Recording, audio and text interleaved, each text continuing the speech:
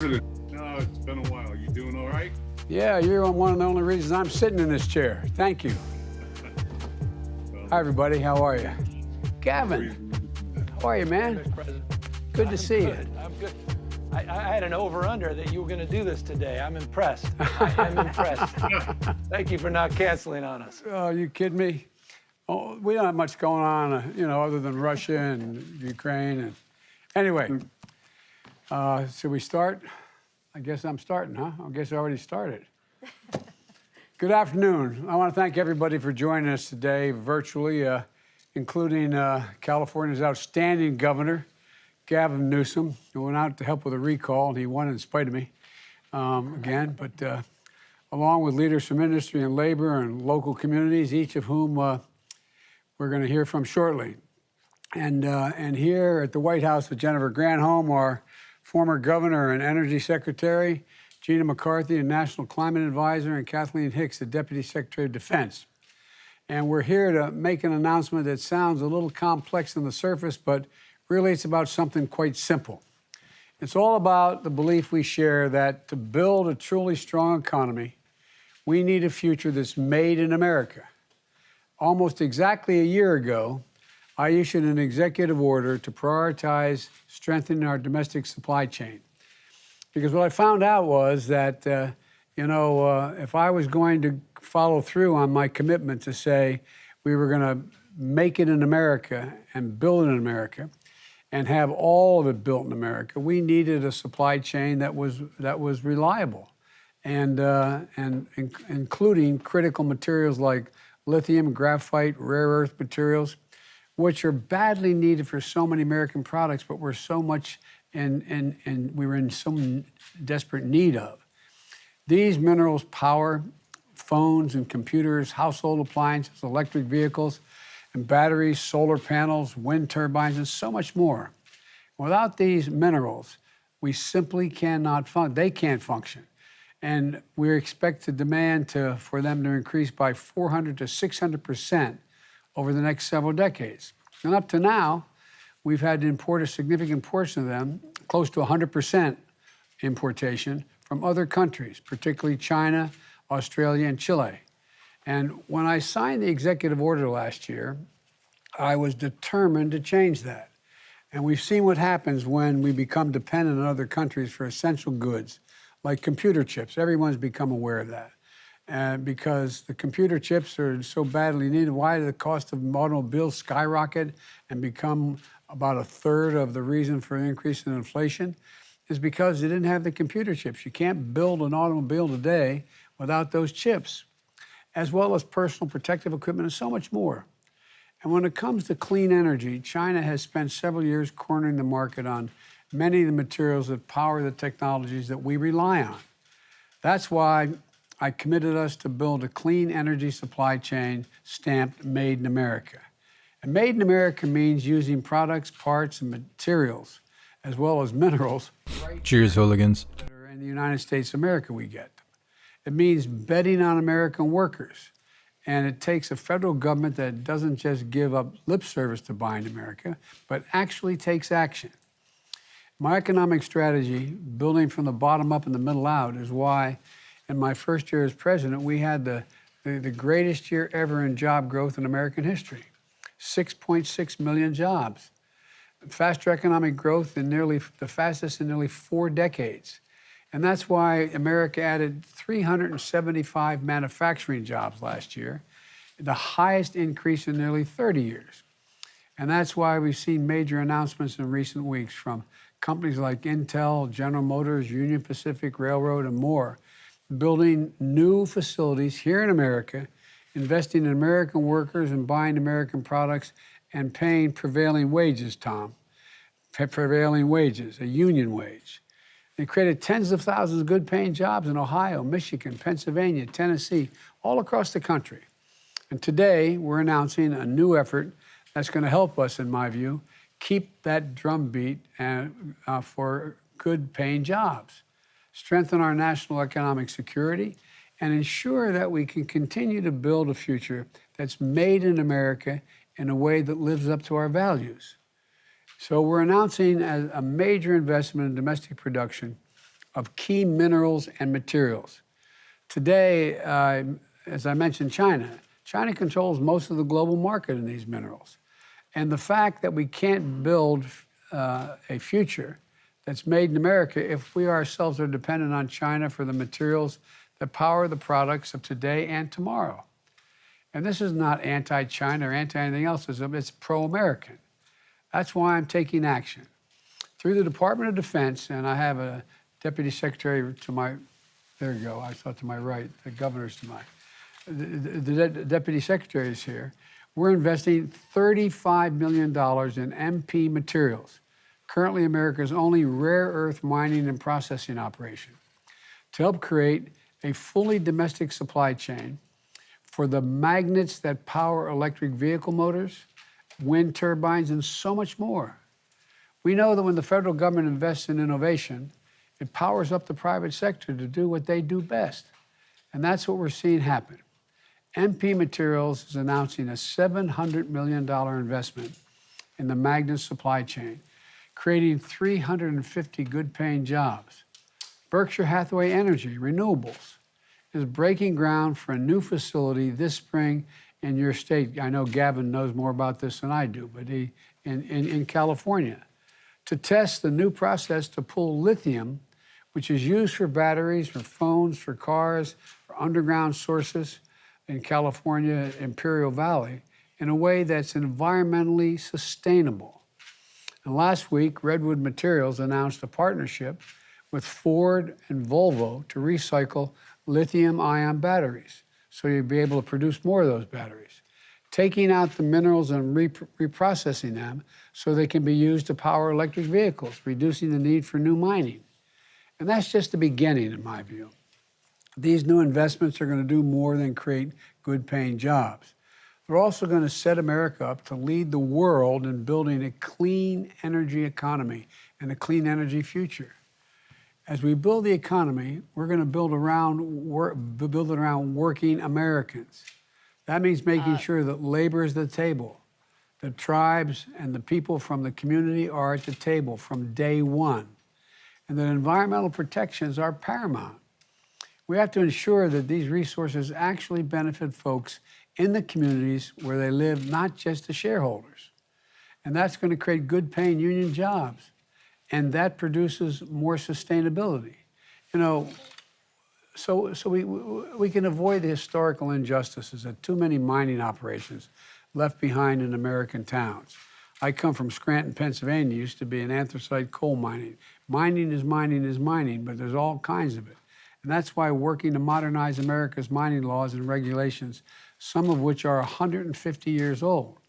That's why I've asked the Secretary of Energy, Governor Granholm, Secretary Granholm, but you're my governor. Obviously, you don't know, old man. Visit the Imperial Valley in California and hear directly from local residents how this will impact on them. I know everybody's excited about the opportunity ahead. So with that, we're going to hear from Jim Litinsky, CEO of MP Materials. And Jim, let's start with a question. What will the Defense Department's $35 million investment allow you to do in your process? Well, thank you, Mr. President. It's an honor to be here today. This DoD investment delivers on your call to action of a year ago to restore America's supply chains. So your investment will complement more than $700 million that MP will invest by 2024 to create an American rare earth magnetics supply chain. As you said, these magnets are essential to our economy and the clean energy transition. So my team is committed to bringing this supply chain home, and we are doing so with an operation that is a benchmark for innovation and environmental sustainability. You know, we proudly operate in the state of California under the very high standards that should make all Americans proud. You know, we founded this company 5 years ago. At the time, Mountain Pass was in care and maintenance with only 8 employees. Many actually doubted that it could ever be restored, but we got to work and built a great company poised to become an American champion. So I hope that our story is a symbol of what is possible. One thing I've learned, Mr. President, is that American manufacturing spirit is second to none when we all work together. But the truth is, multi-billion-dollar supply chains do not move overnight. It's going to require capital. It's going to require perseverance. It's going to require strong coordination between the upstream and the downstream. And most importantly, it's going to require a true commitment from leadership across the board. And so convening this group today sends a powerful signal that is a catalyzing effect. So I want to thank you and your team. Thank you to the DOD. Thank you to Governor Newsom and everyone assembled here today. I also want to recognize the 400 American heroes at MP who report to work every day with an unwavering commitment to see this mission through. Thank you. Jim, do me a favor for listeners to tell me a little bit about the process that you undertake to allow us to compete with China, for example, and other countries in terms of providing access to this rare material, what we're looking for. Yes.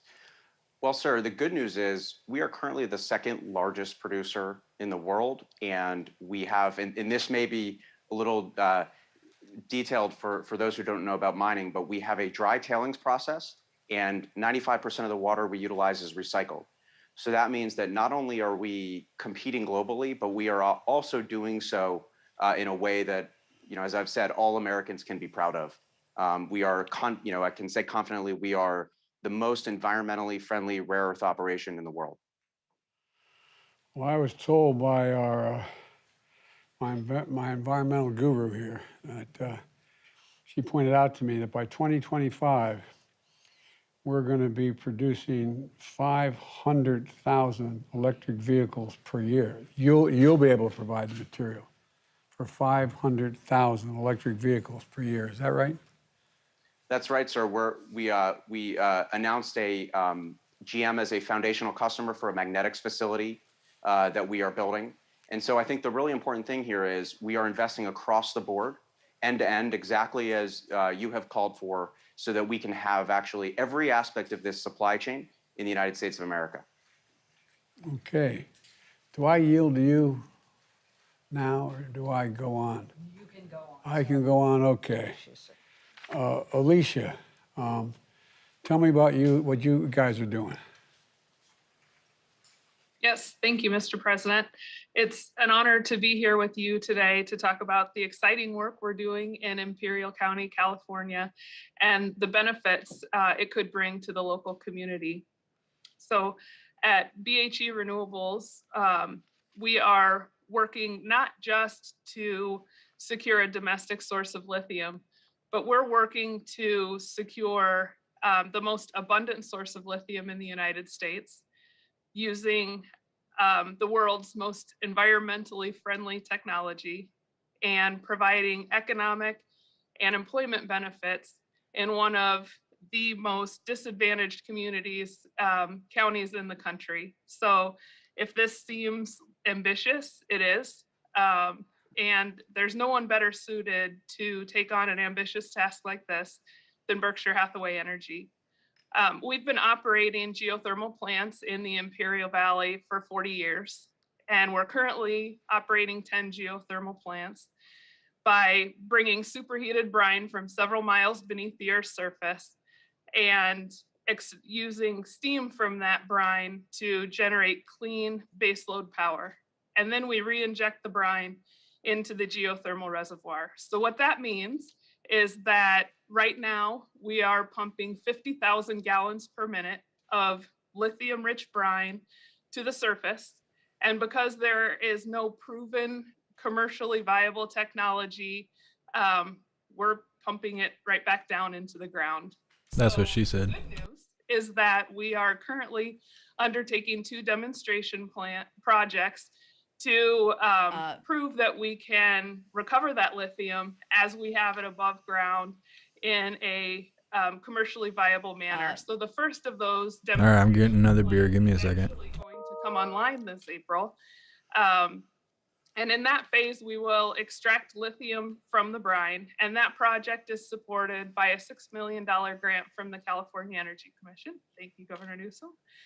And the second phase of the demonstration is supported by a $14.9 million grant from the Department of Energy. So thank you, Mr. President. And in that phase, we will take the lithium we recovered in the first phase and convert it to battery grade lithium compounds. If both of these demonstration projects are successful, Cheers, hooligans. we would then be in a position to begin construction of our first commercial plant in 2024, and by 2026 be commercially extracting lithium from our geothermal brine. As we undertake these demonstration projects, we're engaging with the Lithium Valley Commission, which is a group of tribal leaders, local community representatives, labor leaders, and environmental justice groups. And we're engaging with them from day one to make sure that lithium production in the Imperial Valley is done in a way that benefits everyone. We're also investing in local education. So recently we donated $130,000 to the Westmoreland Union Elementary School District, and we committed $25,000 in scholarships for STEM education at the local Imperial Valley College. We're also working with local educational institutions to develop programs, training programs, curriculum, internships, and hands-on opportunities at our site to help prepare the local residents for future careers in the geothermal and or lithium business. So we're definitely committed to delivering a secure lithium future and are living up to the values that you've laid out for us, Mr. President. So thank you again for the opportunity. Well, I think it's really important. You know, we have to learn the lessons from the past couple hundred years of mining generally, and I really mean it. And I understand. I'm told. I'm looking at my notes here. I'm told that you're providing scholarships for local students taking STEM courses. Is that right? It is, yes. And are you going to be developing internships as well? I mean, this is. Correct me, Governor, if I'm wrong, but I think this has the 5th highest unemployment rate in California, and the poverty rate is over 24%. So this ought to be not only good for lithium, but good for the residents. I mean, if you're really going to do that, are you? You going to stick there in the community? Yes, absolutely. Like I said, we've been in this community for almost 40 years. We have been working with local educational institutions to develop the curricula that will train the workers for the lithium business of the future. Also internships, which apply to, engineers and things like that. And Words. on-site, hands-on training opportunities for folks in the local community as well. So whatever your interest is, if it's a 4-year college, 2-year. Good Lord. Thank you so much, Hillbilly at Heart, for the $10 donation. I appreciate you. Thank you so much for all the support. Well, good. Well, we came up with a bipartisan infrastructure bill that provided only $4 billion to help in this process. I hope it. I stick to what you're saying. I appreciate it. I mean, the $4 billion is for electric batteries. That's which you're a big part of. All right. Well, thank you. Yes, And, thank you. Now you got to let me know when I'm supposed to stop here. But Sylvia. Just give it up. Just go ahead and stop. We're all done with you, man. You're the executive director of the operation. Can you tell me a little about what you're going to be doing? Yes, well, thank you, Mr. President. And really, it's a privilege to be joining you here along with Governor of my state and all the industry leaders. And I am the executive director of Alianza Coachella Valley. I also chair the Lithium Valley Commission. And really, we have a great opportunity to really meet the community where they are. So I thank you for recognizing that the Salton Sea region is already battling with some of the highest unemployment rates. We were also one of the regions that are hardest hit by the COVID pandemic. So for the last 10 years, Alianza has been working alongside community members to address the issues that they see most important to their lives, the issues that a lot of times prevent barriers to them having real opportunities for economic progress. And those issues have been issues around infrastructure. And when we're talking about infrastructure, we're also talking about the same infrastructure that left our mostly agricultural community at a disadvantage when it came to being able to protect themselves from COVID. We're talking about an area that is home to the largest body of water, the Salton Sea, that is facing environmental degradation. So when our community hears about the excitement around lithium, there is a cautious optimism because it falls around this context, a community that has seen unfulfilled promises. And could this be a game changer? Yes, it could, if done right. What does it mean to do it right in the context of the community I just described? It means that we are going to have to double down on the investments going beyond incentivizing career and educational pathways. We need to make sure that there's investments to get this community ready. When we talk about the potential of lithium, we need to capture as many of the jobs as possible. We need to be able to capture as many of the supply chain elements as possible. But if I look at my community and I see that when there's a high wind, our power lines fall, it leaves our communities without power, we have a long ways to go. And we're really counting on the incentives that are coming from the federal level, that are coming from the state level, to be able to do this right for our communities. We want to be at the table and help you understand what it means to us to have a prosperous economy. Thank you, Mr. President. Well, thank you. We're going to, at the federal level, we're investing billions of dollars in making sure that you have resilience in your energy supplies. For example, you talk about, the electric power and transmission lines and the like. So there's a lot going on. But one of the things that I'm glad to hear you continue to talk about is that, when the tough stuff had to be done before we had environmental laws that really made a difference, all those fence line communities, all those communities next to the places where they're being done suffered all the downside and didn't get much of the benefits. And it's my hope and my expectation that those communities, like the farming community that you represent, that you're talking about, get the benefit of being able to be employed and being able to generate a living from what's going to be happening here and are protected environmentally. And so building out a battery supply chain in the region where you live, what kind of impact will that have on your residents, you think? What's your worry and what's your expectation and hope? Yes, the worry is that we can do this in an environmentally friendly manner, that it will not cause further environmental degradation in an area that's already suffering from it. The hope is that we can really be transformative, that our community can be much more engaged from the beginning, determining where potential investments should go, that they can have a seat at the table when we're talking about community workforce agreements and determining what % of labor should come from the local region. If you ask me and you ask my colleagues on the ground, all of them, right? We should prioritize local hiring. We want good jobs, quality jobs that are paying benefits.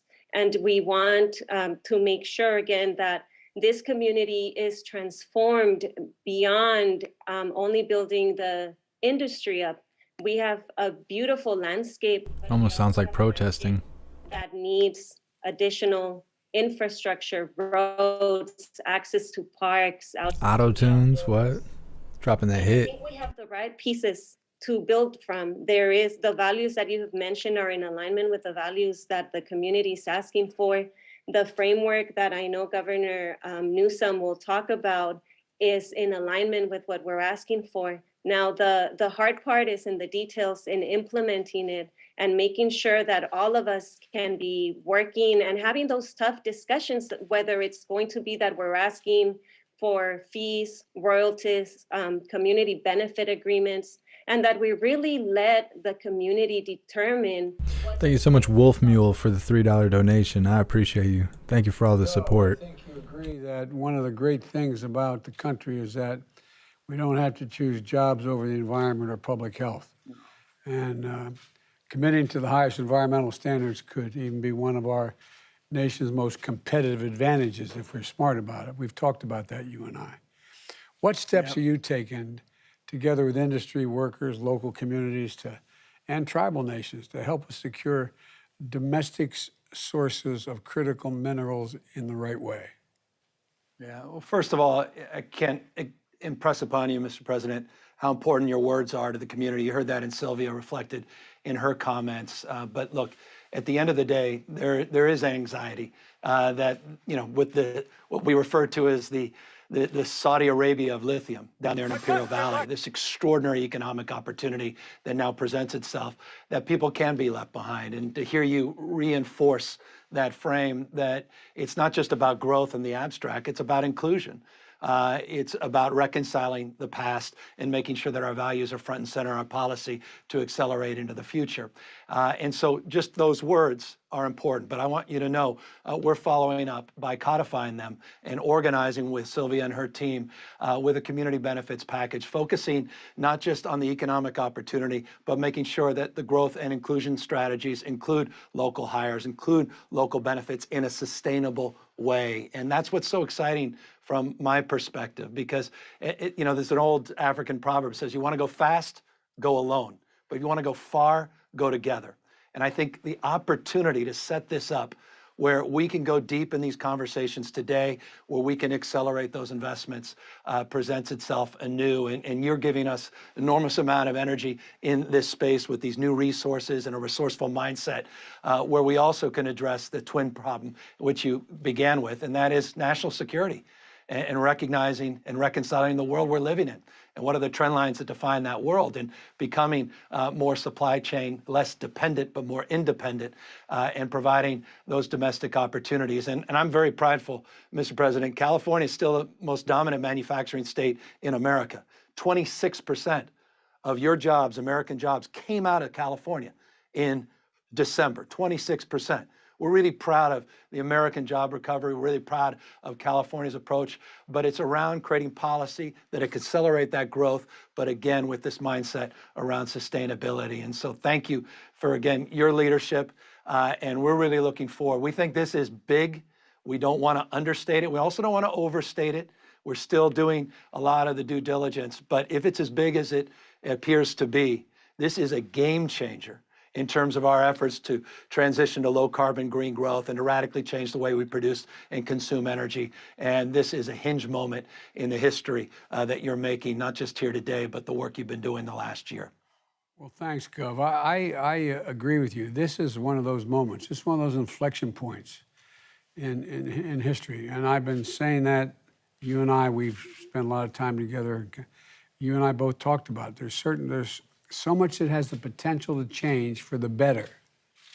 To fundamental, like the idea of all of us here talking about the combination of the economic, the technological breakthroughs, coupled with the impact on doing it in environmentally sound ways to produce changes in the nature of communities. And I think it just has enormous opportunity.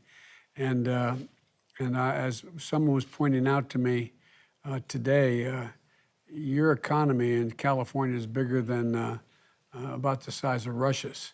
For real. No. Twice the size, Mr. President. I know. Fifth largest economy in the world, so treat us well, thank you. But who's paying attention, right? No, but all kidding aside, it's been great. And that's mainly because I think I'm going to turn this over to Gina McCarthy to facilitate the remainder of this conversation. But I think it's in part because the next guy she's going to represent, the president of the United Steelworkers, but that's a different section. But anyway, thanks, Gov. Appreciate it, Gavin. Appreciate you. Thanks, everybody, and stick around. We're going to ask the press corps if they don't. Who the hell are you? At this point, and then we'll start up the conversation again, if you don't mind.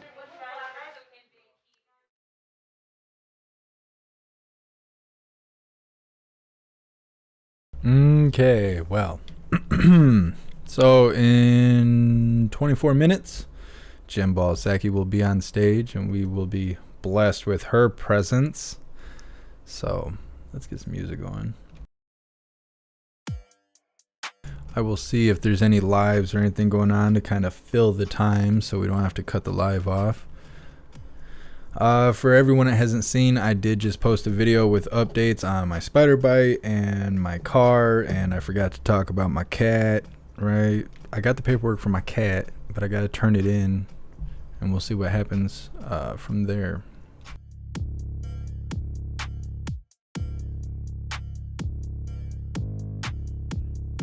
All right, let me see what I can find, and if I can find anything to fill in this 20-minute gap here before Jen Balsacki hops on stage.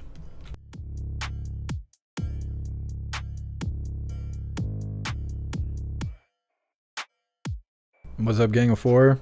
Yeah, they don't know what they're doing over there. Old man Walter, he was like an hour and 20 minutes late for whatever he was talking about earlier, and then he was like 30 minutes late to this one. Barely even any talking. All the talking he does is worth nothing. Unfortunate. He's only the leader of the country though, so don't worry about it. It's no big deal. What's up, Bay Senior? Welcome to the live. Yeah, Moist Kitten. Covering these press briefings and all this stuff, it's always super pathetic. There was somebody who was kind of bitching earlier in the chat, you know, why are we covering mainstream news? Because you keep your friends close and your enemies closer. That's why we watch this crap.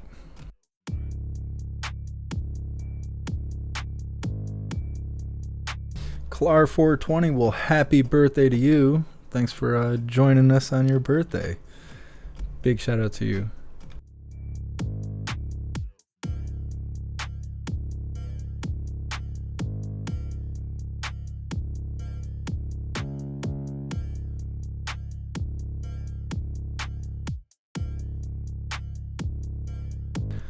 Man, I don't know if you're going to get to see any Jen Balsacki cleavage today. I know you like that man cleavage, all that lizard goodness that she offers. We will see. Maybe we'll do a poll. We'll guess what she comes out in today.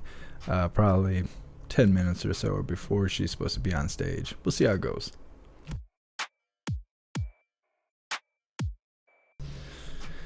Yeah, Chuck, if I can find a live for the Ukrainian-Russian border, we will check it out. So far, I haven't been able to find anything live as far as boots on the ground. Mexican border, there's Blue, and there's another guy, and we'll see if they go live.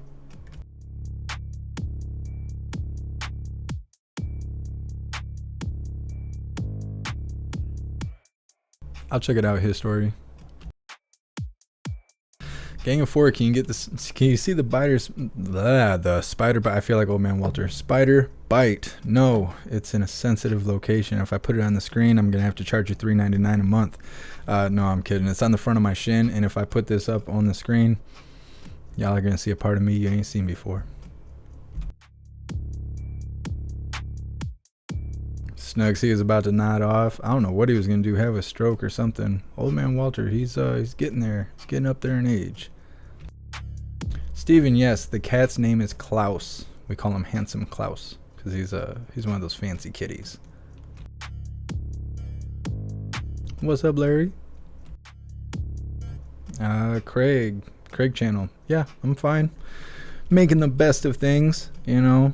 2 walks in the cold home, being stranded twice, car breaking down, $3,000 to repair, $190 doctor visit to have a cat. Making it happen. Let's see. Chuck, I don't know if I know stuff. I don't know. We show stuff. I don't know exactly what all I know. Yeah, Moist Kitten, that's why we watch this stuff. You know, just watching what actually happens is only half the battle. Going back and seeing how the news reports on it and projects it to the world and the masses and everyone who's too scared to watch live streaming, that's the other half of the story. So we got to cover both, or at least do the best I can to do so. Dude, and you still think that Jen Balsecki stuffs her bra? If she does, it's got to be with like the brains of her enemies. Something. She's a weird lizard person.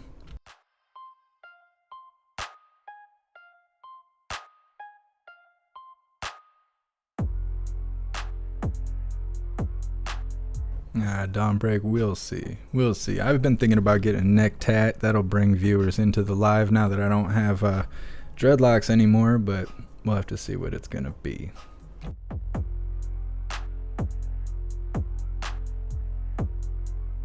Moist kitten. Heck yeah. That sounds like a good price. I think somebody sent me an email about some freedom seeds. I need to go through my emails and check that stuff out. I was going to Sunday. I'm trying to think what I did Sunday. I went grocery shopping. I did respond to people, but I didn't get through everything. I don't know. I gotta do better. I need to grow another one of me. Yeah, I tried, Chuck.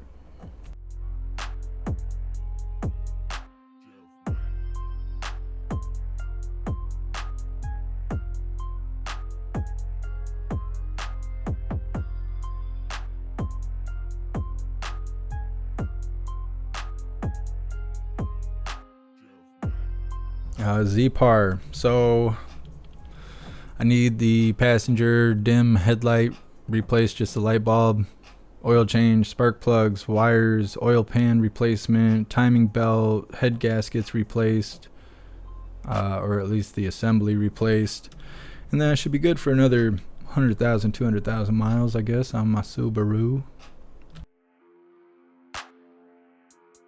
But around here in Michigan, you can't find cars for nothing. It's just shit cars and expensive prices, so it is what it is. I just gotta deal with it. Oh, actually, I got some shout outs to do.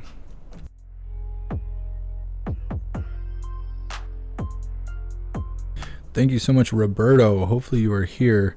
I really appreciate the donation, and thank you so much for using PayPal. I appreciate you. Thank you so much.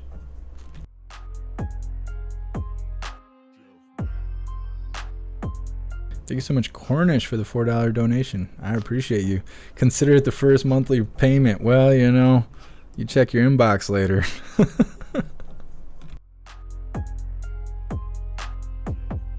Yeah, man, I'm pretty much.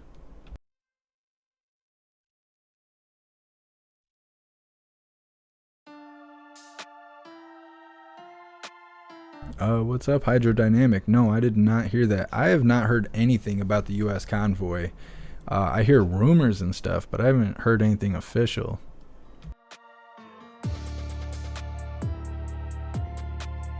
Interesting, Sass. If you hear anything else, definitely let me know. Trigger Crazy, what up, bigot? Mexico is offering asylum to the Canadians. Well, that's cool. I don't know why the Canadians would want to go to Mexico, but that's pretty cool. And if you go to Mexico, then you can come to the U.S. because you just walk across the border and no one's going to stop you. So if you want to come visit, you know, you just hit me up. You know, I got a spare bunk here. You'll be all good.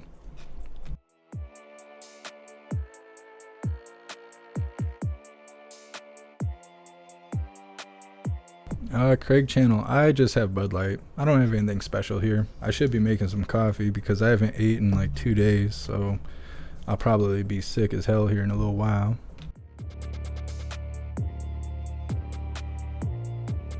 Yeah, Dawn Break, we'll see.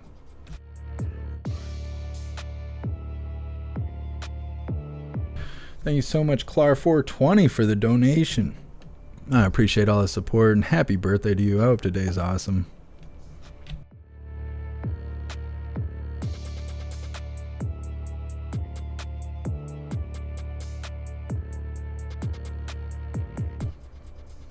What's up, Evert? You're in Arizona. Yeah, I've been hearing a lot of that from hooligans that live there. It's rough stuff, but you know, if they don't protect the border, then it's what's gonna happen. This is all done on purpose.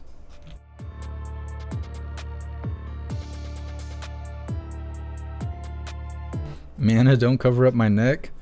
Honestly, I plan on covering everything except for my face. Like pretty much everything underneath the jawline and behind my ears, just covering everything. I just don't know what I want yet, and I don't want it bad enough just to put random stuff. Everything I want has purpose.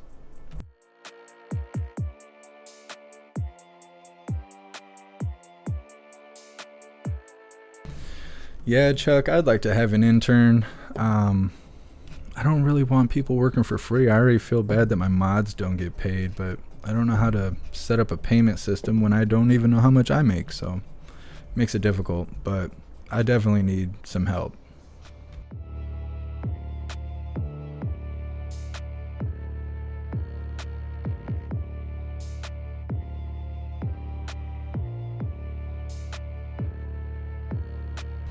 Lion, not in the world that we live in today. Lots of love is lost because of lying and corruption and the lack of integrity and honor.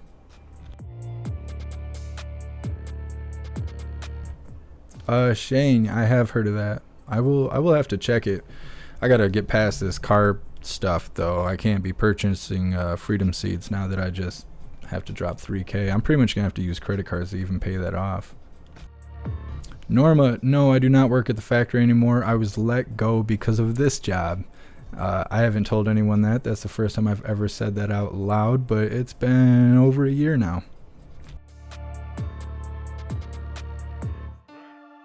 Kyle, I really appreciate that, but I believe in equivalent exchange, and there's no way I could ask for you to repair my vehicle for no cost, but I really appreciate it. Thanks for letting me know, Wolf Mule. I will definitely check them out.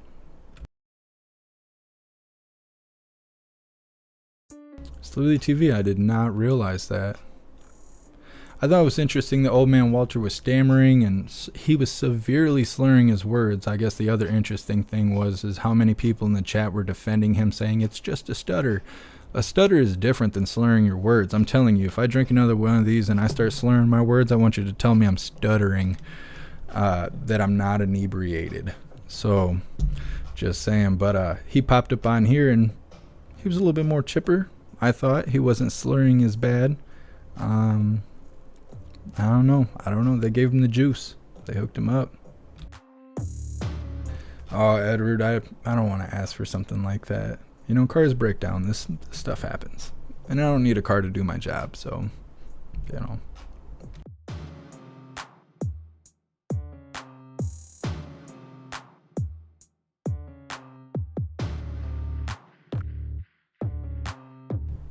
Clar 420, I'm not sure what you're asking. How old is what? I'm so far behind in the chat. I'm doing the best I can.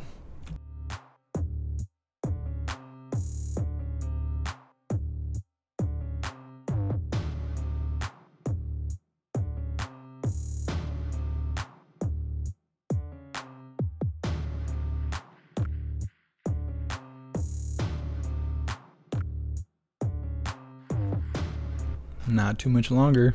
We'll be dealing with Jembal Saki.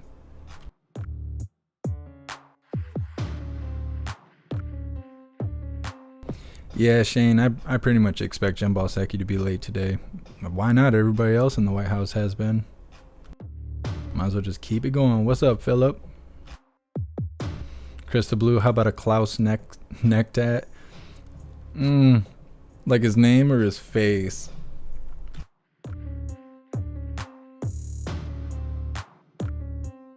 Yeah, I appreciate you, Snooks.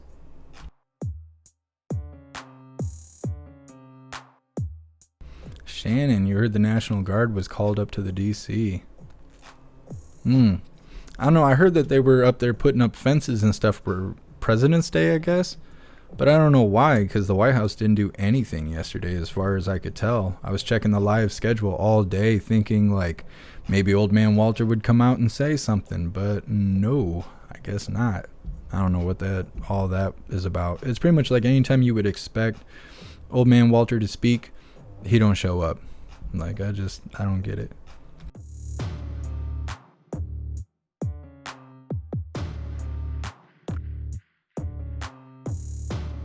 Yeah, Chuck, it was really funny because I had to go to the doctor yesterday and basically tell them I had enough anxiety to where I need to have a cat, but not enough anxiety to where they should take away my Second Amendment, right? So I'm like playing in there.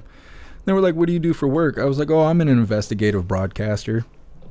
And they were like, oh, well, what's that? I was like, it's what I'm doing when I'm not a live stream technician. And they were like, all right. And from that point on, I pretty much controlled the room. I was just like, this is what I need from you, and then I'm going to walk away. And they were like, all right.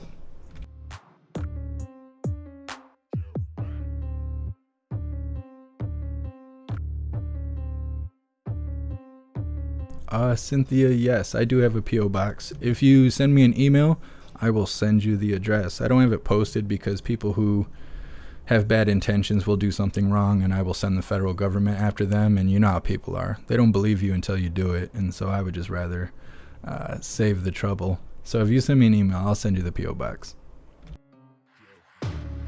Shane, get a tattoo of a brown recluse. A dead one. We'll get a smashed one tatted. Right on my leg with the other 3 brown recluse bites.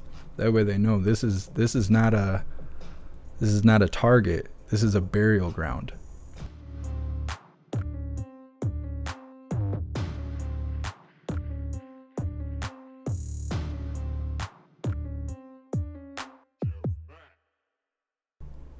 Clara, I think we're having a miscommunication here. I'm not sure exactly what you're referencing. If you send me an email, my email is jeffmacmusic@yahoo.com.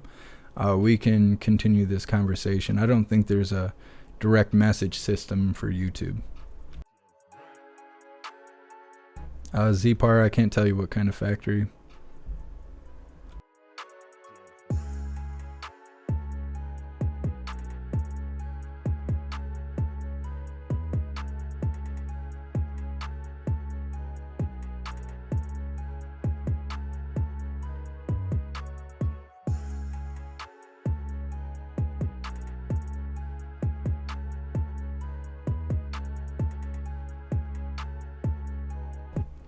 Genius by birth. The fences went up for the SOTU address on 3-1. I don't know what that exactly is. I'll have to look that up. 3-1. So there is something going on at 3-1, and then the convoy is also scheduled to start here in the U.S. on 3-1. That's interesting.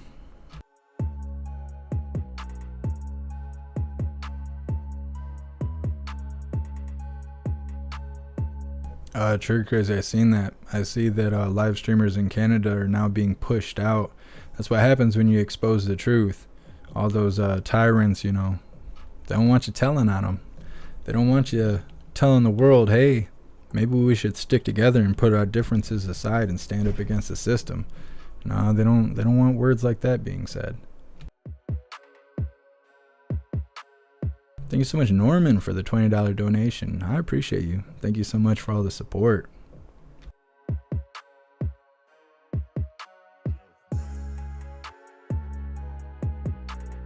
Hey, thank you, Saturday Night. This was actually a gift to me. I do want to kind of recreate it because a lot of hooligans dig it. I kind of feel bad because I'm copying somebody else's stuff, but maybe we'll do camo patterns in various colors and whatnot. We'll have something similar.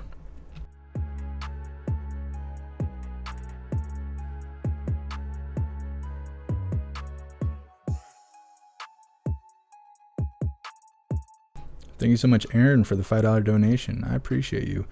We definitely follow Orient Express and support them and what they do and stuff. Josh does an awesome job. Every time he goes out, he's out there covering the truth. I mean, he was getting it for the LA, I don't know what you want to call it. I don't want to call it riots because it wasn't necessarily a riot. But after the Super Bowl, he was out there definitely spreading that truth around.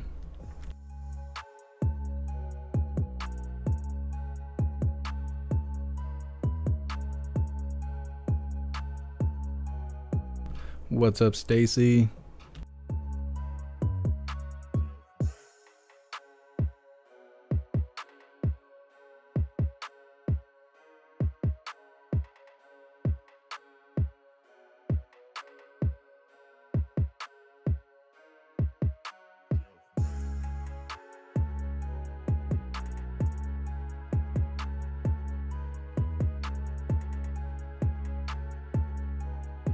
Wolf Mule, I just subscribed to his channel. Next time he goes live, I will, well, before he goes live, I'll go check out his videos and stuff. And then the next time he goes live, we will try and cover it to get a on the ground view of what's going on over there in the Ukraine.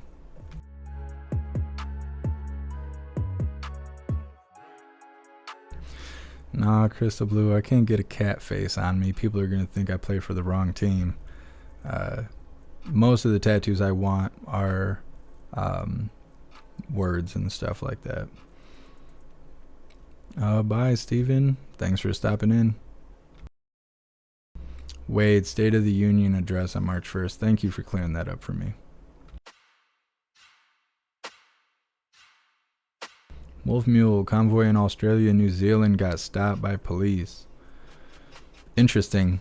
Isn't New Zealand like the safest place in the world? Like according to like crime level and stuff like that? I've always been told that. Chime, sounds like things are going down soon in Minneapolis. There's been tremors going on in Minneapolis. It's only a matter of time before they hit the streets. I think, and they have recently, they have been out there marching in the streets. I think it's gotten too cold lately. But once things warm up, I expect that we're going to have some action out there.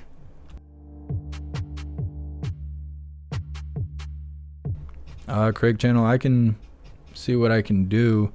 Any hooligans that are in the Discord, go ahead and do some research. See if you can find Trudeau on the Epstein flight log. If you find anything, definitely post it on the general chat and tag me.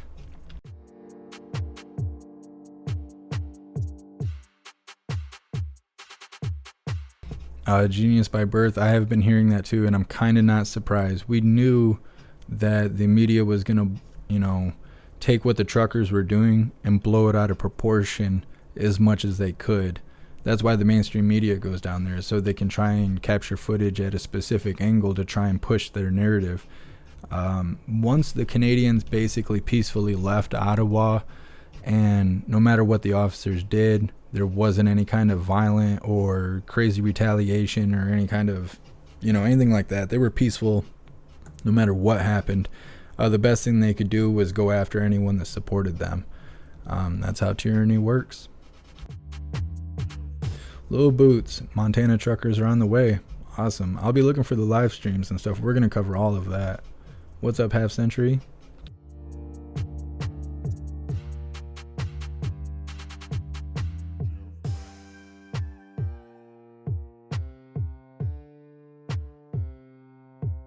Moist Kid, no, I did not hear that. I did hear that a lot of people are getting their bank accounts frozen and stuff, but I don't know where the limitations are.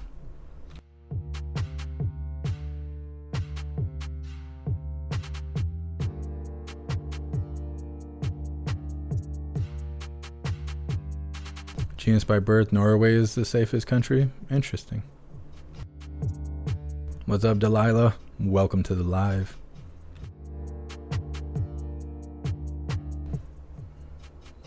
Dawn break, I'll have to figure it out.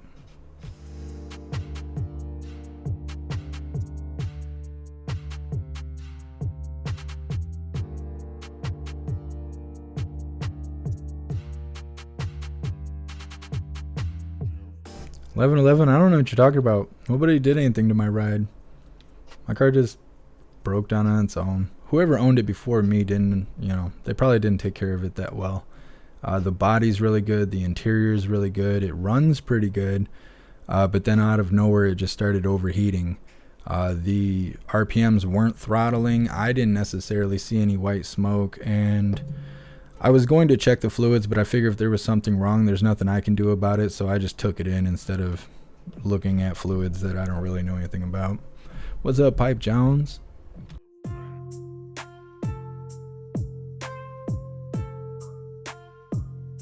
Bax 9. Yeah, I thought the Canadian truckers did really well too. When push came to shove, they stayed peaceful all the way up until the end. Now that place is like a police state. Now that you'll see the live streamers just kind of walking around on the sidewalks and stuff, but there's cops everywhere. There's roads they won't let you go down and stuff. And they're being nice about it, but they got Ottawa on lockdown right now. What's up, Chris?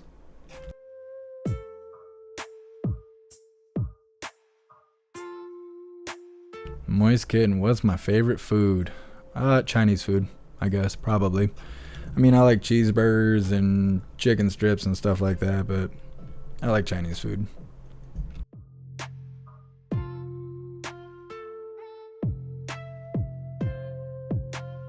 Newton, a woman who bought a $20 shirt from the Freedom Convoy, had her account frozen. That stuff is ridiculous. And it'll become more and more likely to happen the more that all of our transactions are done digitally, especially if like cryptocurrency takes over and stuff. They'll have more access to shut us down based off our purchases as well as tracking us. And they're trying to do it with the electric vehicles too. It's only a matter of time before all they have is electric vehicles. And they'll be able to just flip a switch and shut your car off, and you'll be screwed. It's getting more and more to the point where you will be in a position to where you do what they tell you, or else they will turn everything off for you. They'll turn your money off, they'll turn your car off, and you'll just be stuck. That's a scary situation that we're heading to.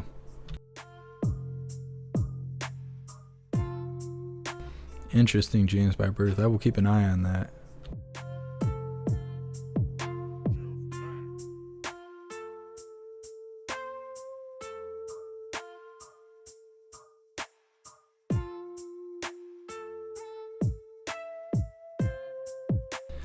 Nicotine Sun, I don't have anywhere to go to get a second opinion.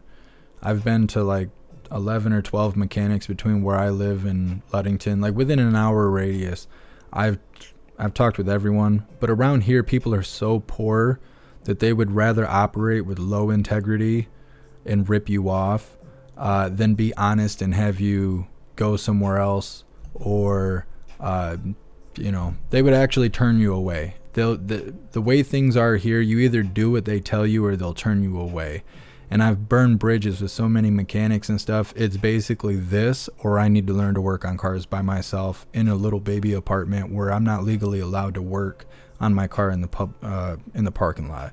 So I'm kind of in a situation here. But these guys have always done really good work on my car. There's been a lot of instances where they've done free work on my car. Because either it was too small of a job, they didn't feel like it would have been right to charge me, or they fixed something and that didn't end up being the problem, so then they fixed the problem and didn't charge me for it because of the prior money I'd put into it. So these guys have already done right by me many times, so just gotta let them do their thing. And this is kind of normal for a Subaru of its year. Every 100,000 miles, check the head gasket, replace the timing belt. It's normal. Unfortunately. Unfortunately, it's normal. But I drive like an old man, so once I get this fixed, as long as it's good, I should be good for 100,000 miles plus. Thank you so much, Sleuthy TV, for the $20 donation. I appreciate you, and thank you so much for all the support.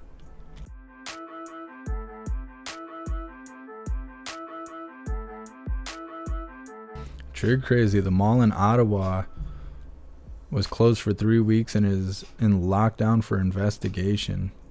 Weird. Investigation for what?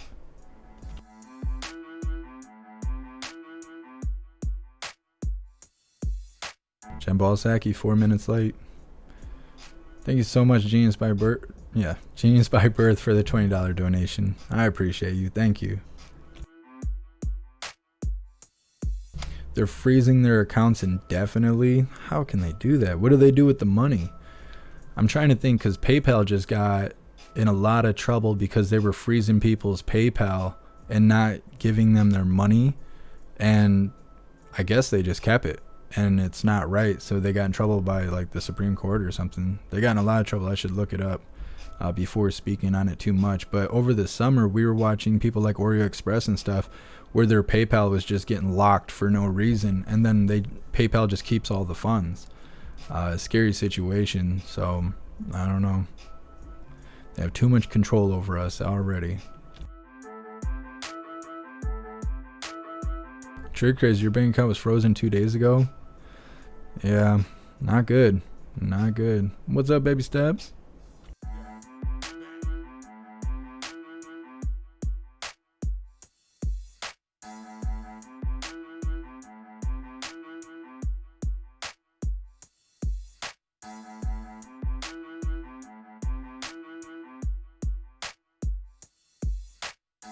What's up, Jersey Jays? The car is being repaired. They're hoping it'll be done by Friday afternoon. Man, I do check the oil and stuff like that. So my grandpa, when he was still alive, he would always get on me about hot rodding the car and checking the oil and all this kind of stuff. And I haven't had this car a whole year yet, and I paid $5,500 on it. Oil was fine when I bought it, but they probably changed the oil right before they put it up for sale, so nothing like that.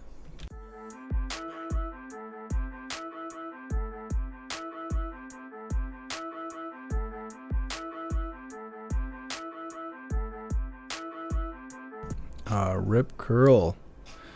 Yeah, and that's the thing about the government. The more control they get, they're gonna just keep it. They're not gonna willingly forfeit control. I was seeing that a lot when we were covering the Canadians. They were saying, well, you know, Trudeau, he could fix this. All he has to do is fold on those restrictions. He's not going to. He's the government. They're going to keep that control unless the people fight back. And there's a certain kind of amendment that fortunately we still have just in case that situation arises.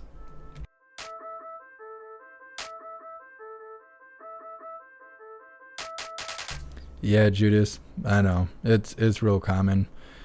It's like between 2000 and 2009, all the engines, the like 2.1 liters in the Subarus, they all blow head gaskets every 100,000 miles or something. But they created an aftermarket head gasket system to try and help with that. I don't know. I'm just hoping for the best.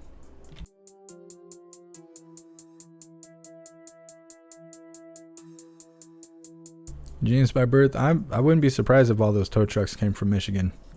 People in Michigan are hurting, and our government here is ridiculous, and they make you think that you got to be on welfare and stuff like that. So a lot of Michigan is like Section 8 and crap like that, and a lot of poor cities and poor mentalities because of it, because they come from generation after generation of being on welfare.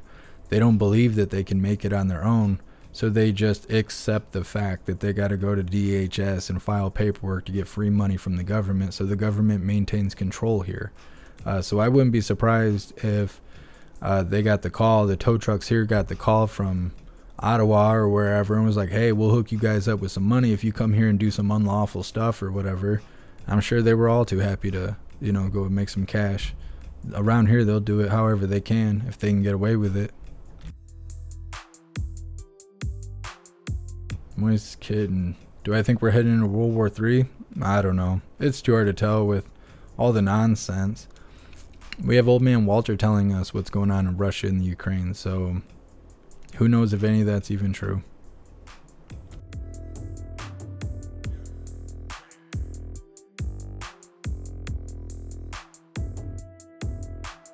TH2. I wish I knew what movie you were referencing.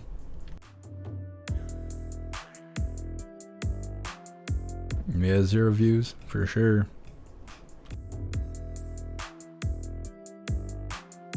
Real life problems with the car overheats at idle.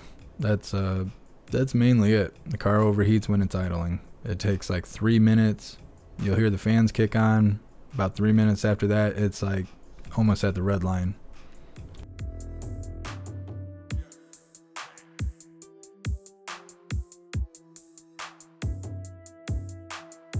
Interesting, true, crazy. If you see any articles, definitely send them to me.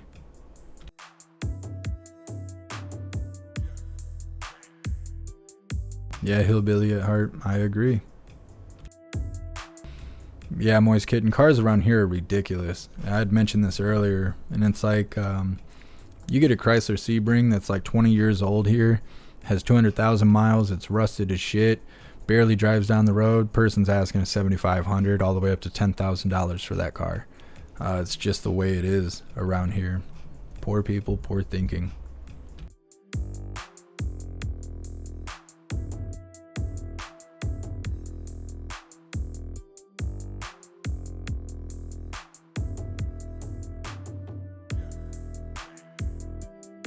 Interesting, Ed.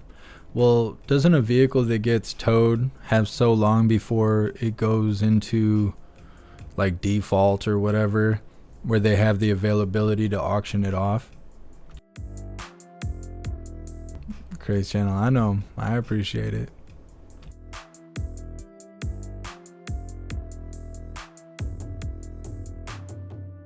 Shane, I would get a motorcycle or a motorbike, maybe even a moped. Not too prideful to choose something over walking, but we have like winter like 7 or 8 months out of the year here. It's hard to just walk, like just to walk on the ground, because there's like 4 to 6 inches of ice and it's all uneven ground. There's no way I could be like have a 2-wheel system as my primary. And people drive like crap. People drive on the wrong side of the road. They exceed the speed limit. They go below the speed limit. That no plates, no insurance. Some of them aren't even supposed to legally be in this country. And whatever happens to you, and no one's going to come save you. So if I'm on a motorcycle, I could be the best driver in the world. Somebody's going to just let me have it. And there's nothing even saying somebody's going to scrape me off the road. I might be there for days.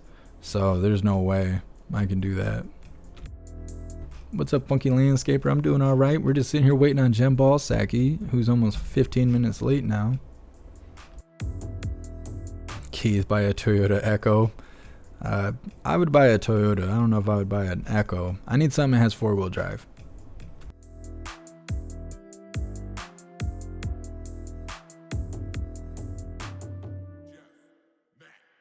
Yeah, I appreciate you, Rip Curl. Thank you.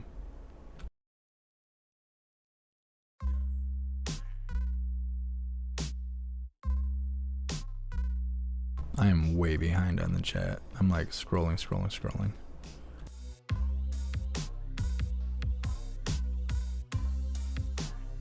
Lily Bell, I will. I'll post it in the Discord. Nah, Randy, I can't live in Florida. It's too hot there. And your guys' spiders are like 2x, 3 times the size of ours. I don't know. I wouldn't even be able to go outside.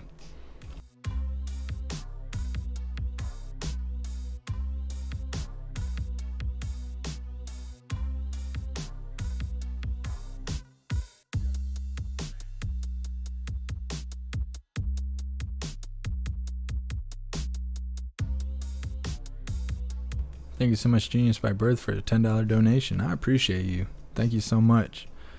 I did not know that about the Deputy Prime Minister in Canada. I don't know. I mean, I really don't know. The car is getting a makeover right now. We'll see how it goes. What's up, Ink Scars? Welcome to the live. Anthony, I don't know. They said that it's just leaking antifreeze everywhere. All the hoses are bad. Water pump is bad. Oil pan's wrecked. They said it looked like somebody ran over something else. But I don't drive the car like that. So I don't know. But all that stuff's supposed to get repaired. It's supposed to be like a whole kit. Hey, thanks for being here, Craig Channel.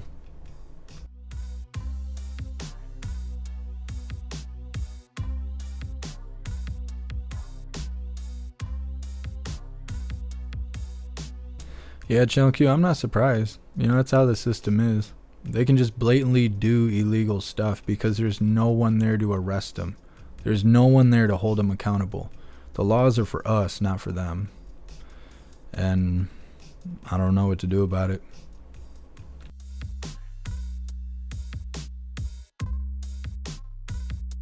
No worries, Delilah. You know, these things happen. Yeah, Moist Kid, and I believe it. It's that old man Walter inflation. It's affecting all of us.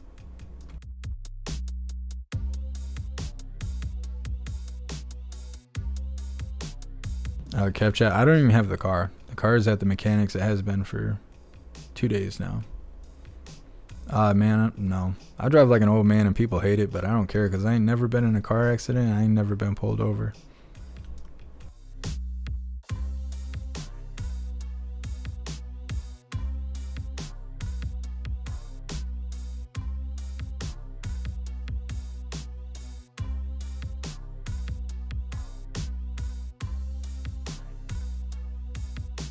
Golf and guns. I gotta stay in Michigan. I have things that tie me here.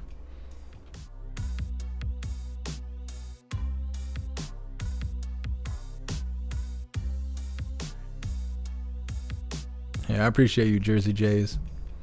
I appreciate your support just being here watching and hanging out with all the hooligans. Yeah, Keith, it'll work out. I'm not worried about it. I've been through a lot worse than a crappy car, so it'll work out. I got all you guys, so you know, I'll take you on adventures with me. It's a lot easier to do that while I walk than driving anyways, so it'll be all good. I know it will be. They must be having trouble getting Jen Balsaki's face on. 16 minutes late. Ink Scars, it's a 2009 Subaru Outback.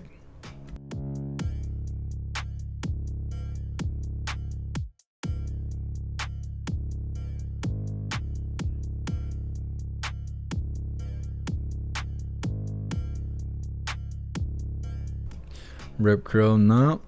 I don't think the Subaru would survive it. You know, newer cars, they got all that plastic paneling.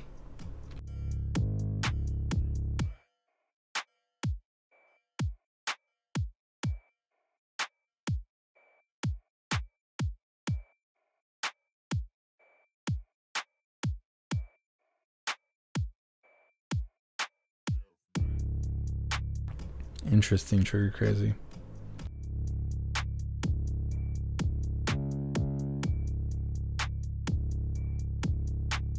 What's up, Azure?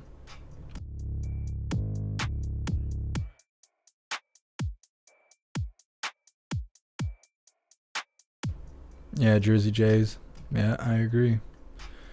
I think that the more that they restrict us, the more they bring us all together, regardless of our personal beliefs. So it's only a matter of time before, you know, it backfires on them. And in a lot of ways, we're already seeing that happen.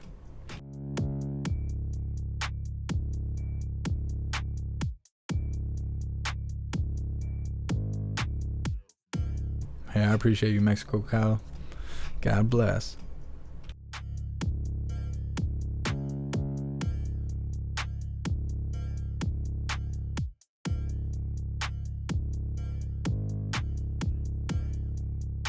Yeah, Dawnbreak, that's I mean, that's accurate. I've never been given a driving citation, but I cannot enter Canada or the UK or Australia. I can't go to any of those places, but I can pretty much go anywhere else, I think. Yeah, I appreciate you, Chris. Yeah, Shane, you did call it. Actually, let's put a poll up. What do you guys think Jen Balsaki's gonna be wearing? Last time I made this poll, so many people were crying in the chat, and I don't know why. I have no idea. So you see people crying, you let them know what you think.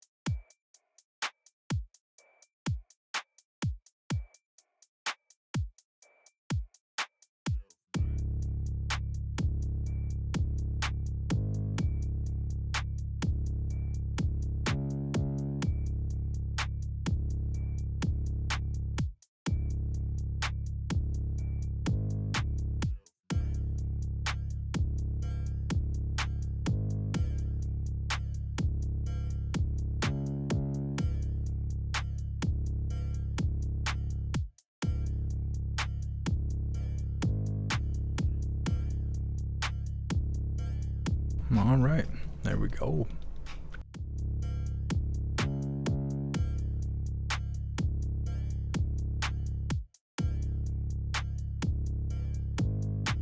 Yeah, Moiskin, they probably had to rewrite all their scripts since they changed the schedule like 6 times today.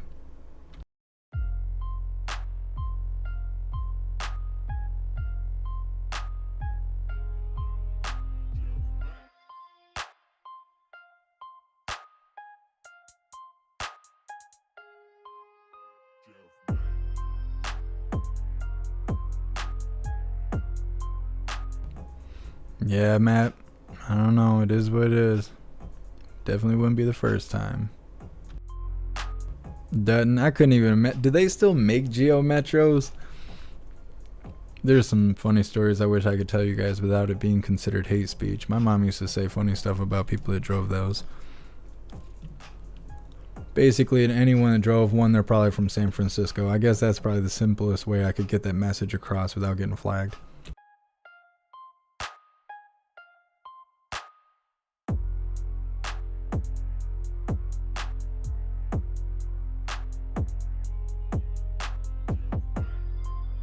Yeah, Jersey Jays.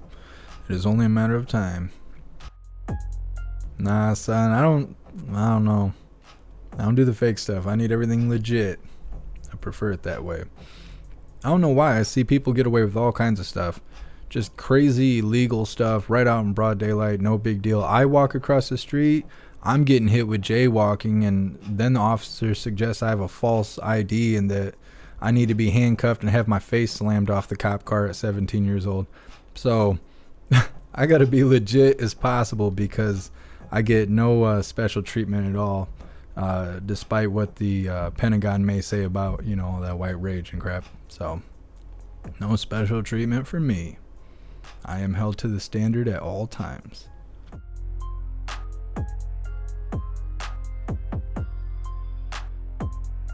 Rip Curl. Probably in post-apocalyptic time, we will be a faction, right? We'll just be our own city. They'll be like, oh, don't go over there. Them hooligans, they'll do you dirty. They'll rough you up and put your head on a spike on the outside of the barrier. It'll be awesome. We'll have a good time. At least we got each other, right?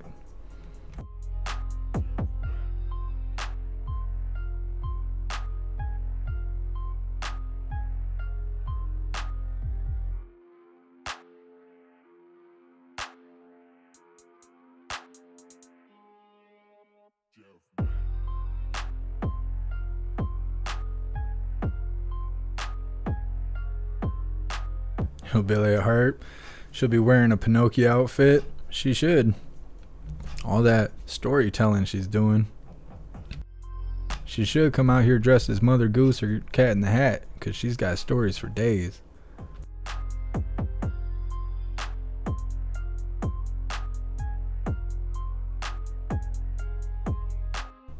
Channel Q, I seen that they want to charge people that had kids at Ottawa for the protesters.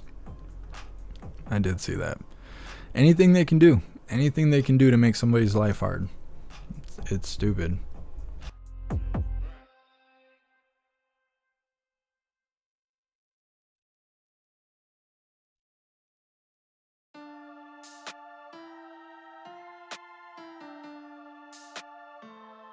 Genius by birth, that's a good answer. That's a good answer. I agree.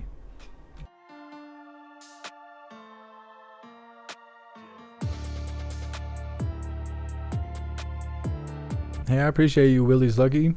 I don't know what it says on Facebook about me going live, but I can't go live on there anymore. At least not for like 90 days, 60 days, 30 days. I don't know. Some time period. It's a temporary restriction, but it's stupid. 9 o'clock this morning, I got a notification. They were like, hey, we found this meme from last May. It's inappropriate, so we're restricting you. You can't post or go live. And it wasn't even that bad. There's a picture of it in the Discord if you guys want to see it. I can't really talk about it because it'll make YouTube extra butthurt, and they've already taken 150 subscribers from me today, and I really just don't want to push it at this point. At least not until tomorrow.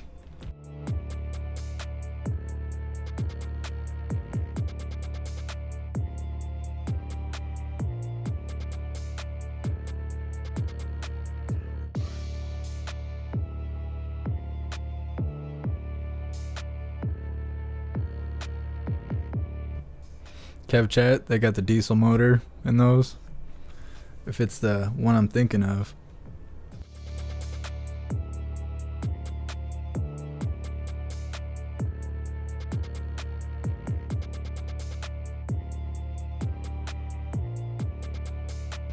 Yeah, Jersey Jays, definitely know what that's like.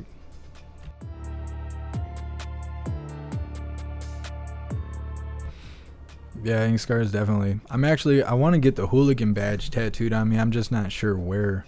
I think I'm going to end up putting it on my shoulder. We will see how it goes.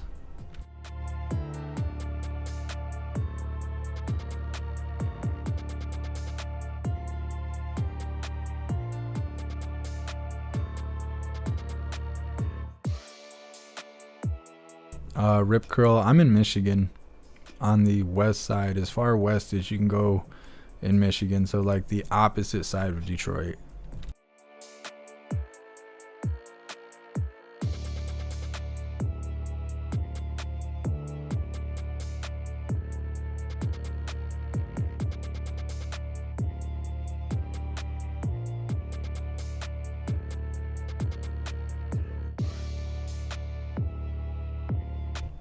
Channel Q.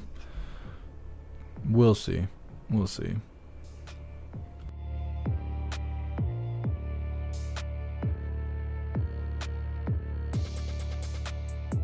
Kyle, you think Jen Balsaki's hot? You guys crack me up. I guess. What do they call that? Stockholm syndrome. That's what you guys make me think of when you say that. When you guys are like, oh, Jen Balsaki's hot. I'm like, you got Stockholm syndrome. She says terrible things to us, about us, to us. It's, you guys are like, oh, she's so hot. It's like, if you say so. To each their own. You know, some people like to get choked. Some people like to think Jen Balsaki's hot. It's fine. You're hooligans. I expect nothing less. You just crack me up.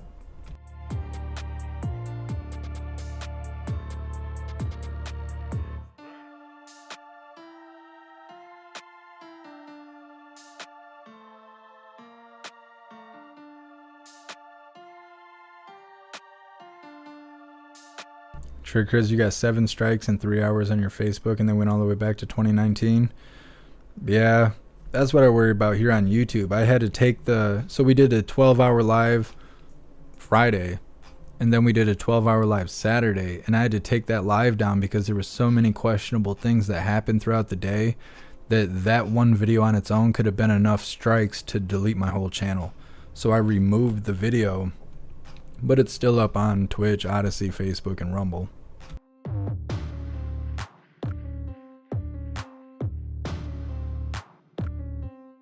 Hey, thanks for being here, Hillbilly at Heart.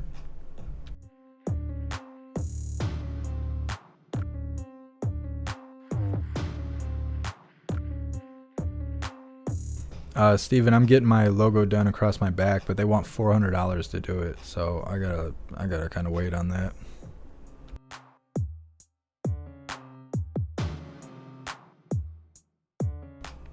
Come on, Troy. I think Dawnbreak said that too. She'd get Corinne tatted. Nah, I'm not getting Corinne tatted. Not unless she gets my face tatted on her face like a mask. It's gonna look like Leatherface.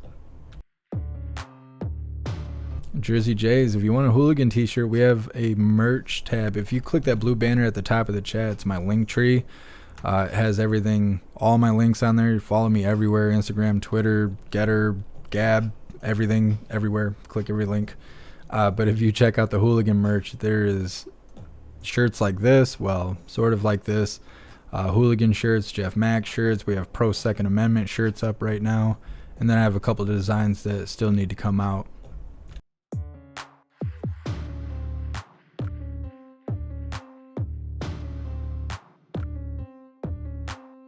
Son, Saki BDSM, you're just wrecking minds in the chat. I think it was flagged. I just passed it through though, because I think everybody should see that.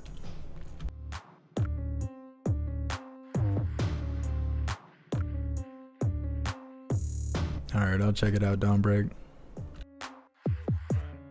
Channel Q, Truth Social has a wait list. What do you guys think of Truth Social? I think some hooligans have got into it when it first came out, but I haven't messed with it at all.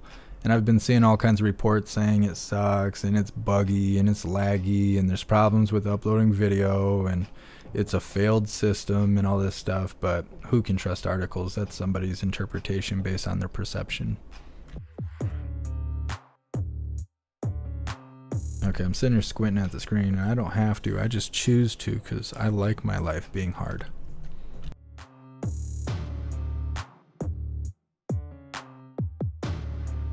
Fire a Chucky fetish. I guess.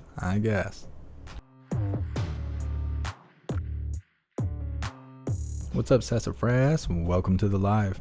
I don't even know if Jen Balsaki's coming to work today. She's 30 minutes late.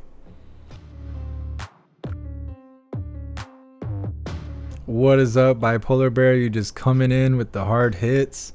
I can't read that out loud, but you got it, bud. Right on the mark.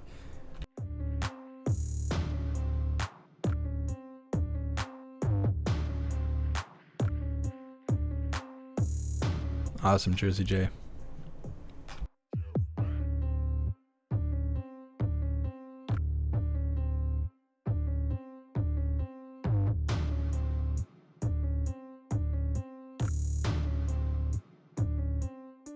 Spoffy, she wears a green dress a lot. You think she's gonna wear green today? She might. What day is it? Tuesday? I bet she comes out in red. That's my guess for the day. I think she's gonna come out in red.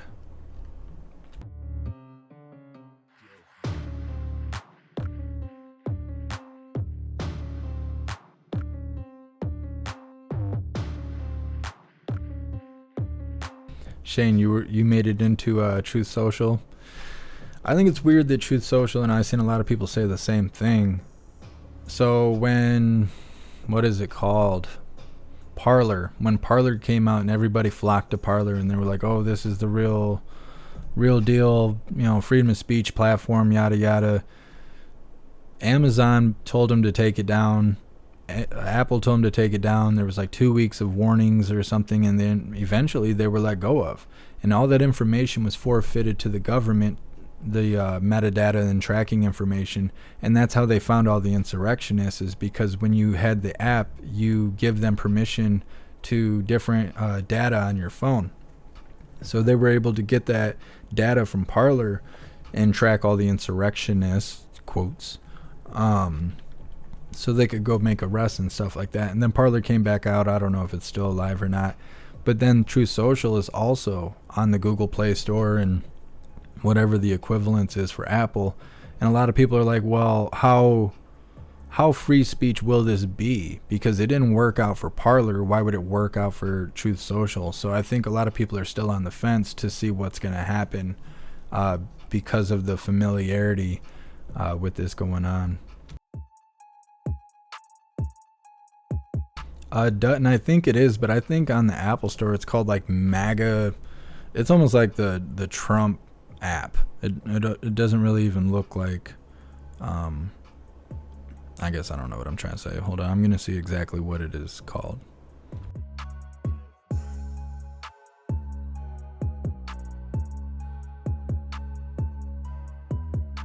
Actually, I don't even see it now.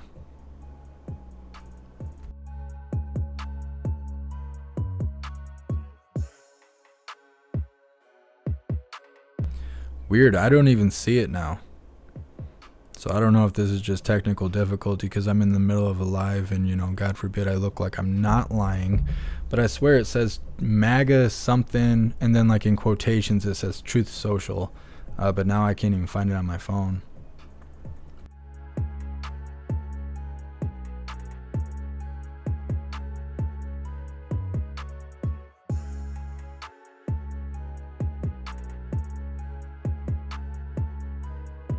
Maisie, it's called the MAGA Hub. Yeah, yeah. To me, it looks like it might as well be called Trump.com. It's an interesting way to do the branding. It's not vague. When you call it MAGA Hub, it's basically like either you like Trump or you're not going to use the platform. So it was a bold move to do the branding that way.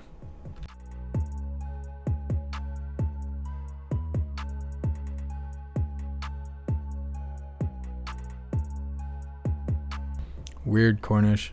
Yeah, because the last couple days there was a lot of people downloading it saying that it was Truth Social and stuff, and I seen it on the phone, but because I got an Android, but I didn't download it. I'm usually the last one to participate in new things. Dawn breaking ear tat, like getting tatted like inside my ear. I don't know. I don't think I'd be willing to do that. Getting my fingertips done was rough. They hold your fingers, like they make you bend them at an angle, and then they drive that needle into the bone, well, not into the bone, but as deep into the tissue as they can. And I could feel my joints rattling together, and my fingertips were getting hot because of the friction of the joints rattling together. Couldn't imagine getting the inside of my ears done.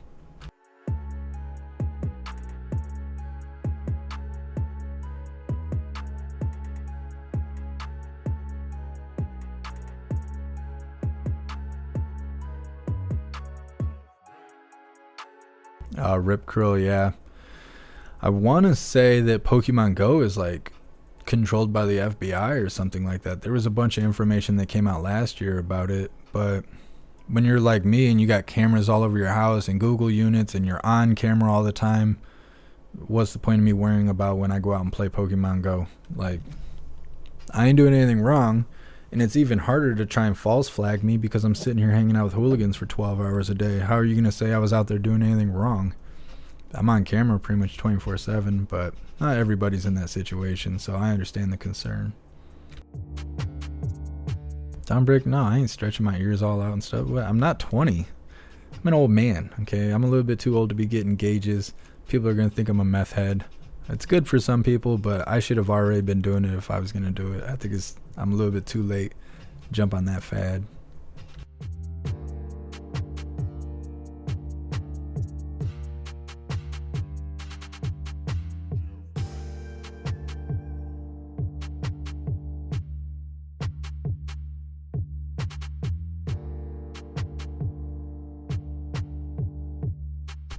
Dawnbreak, if you go into the tat section of the Discord, I want to say Indigo or somebody took pictures of my hands when I was showing them when I first got them done, so there should be pictures in there.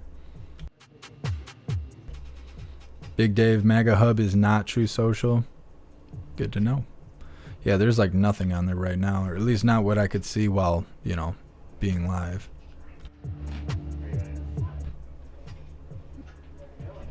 Dawnbreak, how old do you think I am? Thank you for letting me know, Cornish. That makes a lot of sense. I will go check out the website. That's probably the most official way to get information anyway, so thank you for letting me know.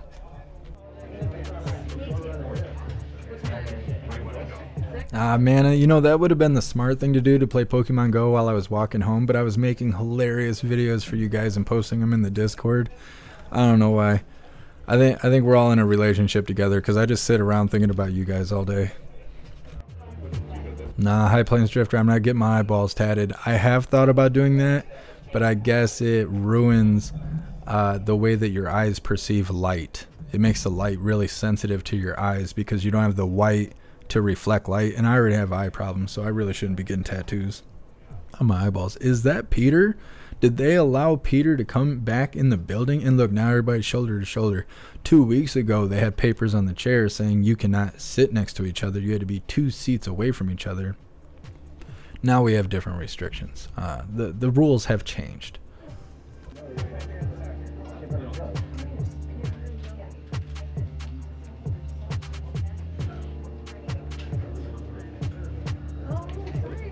Yeah, Shane, hopefully it is the real deal. Good evening. Okay. Oh, back by popular demand. Who told you that? After his first engagement with us. Dilip is here. He is going to give some brief remarks at the top about the sanctions announcement today. He has a hard out, so he's only going to be able to take a few questions today, but we're grateful to have you here. So I'll kick it over to you. Yeah, Don, I know you're banned on the Discord. I've also heard you have backup accounts. Russia's long previewed invasion of Ukraine has begun, and so too has our response. Today, the president responded swiftly and in lockstep with allies and partners. The speed and coordination was historic. In previous sanctions regimes, it took weeks and months to mount a decisive response. This time, we announced our first tranche of sanctions in less than a day, and in lockstep with allies and partners in the European Union, the United Kingdom, Canada, Japan, and Australia. Let me say a few words about the details of the package. First, hello. There's no easy segue from that. Close your ears. First, after consultations overnight with Germany, Russia's Nord Stream 2 natural gas pipeline will not become operational. That's an $11 billion investment in a prized gas pipeline controlled by Russia that will now go to waste, and it sacrifices what would have been a cash cow for Russia's coffers. But it's not just about the money. This decision will relieve Russia's geostrategic chokehold over Europe through its supply of gas, and it's a major turning point in the world's energy independence from Russia. Second, we've demonstrated the potency of our financial sanctions. And make no mistake, this is only the sharp edge of the pain we can inflict. In lockstep with our allies, we're fully blocking from the global financial system the 5th largest Russian financial institution, VEB. This is a glorified piggy bank for the Kremlin that holds more than $50 billion in assets. We're also fully blocking Promvaya's bank. This is a bank that holds $35 billion in assets that finances the activities of the Russian military. In plain English, full block means these banks can no longer make any transactions with the US, nor with Europe, as Europe matched our actions, and their assets in our respective financial systems will be frozen. And let me be totally clear, no Russian financial institution is safe if the invasion proceeds. We are ready to press a button to take action on the 2 largest Russian financial institutions, which collectively hold almost $750 billion in assets, or more than half of the total in the Russian banking system. Third, together with our allies, we've also cut off the Russian government, the Russian central bank, and Russian sovereign wealth funds from new financing from the US and Europe. The Kremlin can no longer raise money from the US or Europe, and its new debt can no longer trade on US or European financial markets. Fourth, we've fully sanctioned a group of Russian elites and their family members. These individuals share in the corrupt gains of the Kremlin, and they will now share in the pain. Other Russian elites and their family members are now on notice that additional actions could be taken on them as well. I also want to take a minute to address a key part of the president's speech on energy markets. We were deliberate to direct the pain of our sanctions towards the Russian economy, not ours. None of our measures are designed to disrupt the flow of energy to global markets, and we are now executing a plan in coordination with major oil producers and major oil consumers to secure the stability of global energy supplies. Let me just end where I started. This was the beginning of an invasion, and this is the beginning of our response. The actions we took today were only the first tranche. If Putin escalates further, we will escalate further, using financial sanctions and export controls, which we've yet to unveil, but which are fully prepared to implement with allies and partners across the world. Lastly, make no mistake, our response goes well beyond sanctions and export controls. We're continuing to fortify NATO's eastern flank to reinforce our sacred Article 5 commitment to defend every inch of NATO territory. Just today, the President announced that additional troops and equipment will be shifted within Europe to the Baltics. We'll continue to provide defensive assistance to Ukraine. Already over the past year, we provided $650 billion to this effect, the most of any year. And we'll continue to work with allies and partners to provide economic assistance to Ukraine. With the idea being we want to create a successful alternative in Ukraine to Russian-style kleptocracy, which may be Putin's greatest fear of all. Jeff? Thank you. Hi, thank you. Can you speak a little bit more about the energy component? What tools do you have in the tool chest, given that there's been an effort ongoing now for several months to control the price increases that we're seeing for gasoline in particular? What can you do to help energy prices not bite the way that President Biden appears to worry that they will? Yeah. So this is an ongoing effort and a sensitive effort. I can give you a bit of detail on what that involves. Number one, it involves coordinating our actions with major energy producers. We all have reserves at our disposal, and those reserves could help support the supply of energy worldwide. Number two, we're working closely with major energy producers. Several of them have the spare capacity to provide supply to global energy markets and to balance the market in the event of any supply disruption. Number three, we can work with energy companies to surge their capacity to supply energy to the market, particularly as prices rise. And number four, we can be very clear that if President Putin weaponizes energy supply, it will be met with massive consequences, and it will only accelerate the diversification of Europe and the world away from Russian energy. Can you speak quickly to the decision to what seems to be delinking the sanctions? Initially, the president was signaling if there is an invasion or a further invasion, that the sanctions would come full stop, one swoop. Now we're seeing sort of more of a tit-for-tat approach. You're warning here today that President Putin goes further, so will the sanctions. Can you walk us through that process at all? It seems like the U.S. is now breaking its sanctions package into chunks, whereas the expectation had been that it would come all at once. Yeah, well, look, today's package is a severe action. I walked through the elements of it with Nord Stream, the financial sanctions, sovereign debt, and the elites. Number two, it's just the beginning. This was the beginning of an invasion. This is just the beginning of our response. But number three, and this really gets to your question, I think, most fundamentally, no one should think that it's our goal to max out on sanctions. Sanctions are not an end to themselves. They serve a higher purpose. And that purpose is to deter and prevent. They're meant to prevent and deter a large-scale invasion of Ukraine that could involve the seizure of major cities, including Kyiv. They're meant to prevent large-scale human suffering that could involve tens of thousands of casualties in a conflict.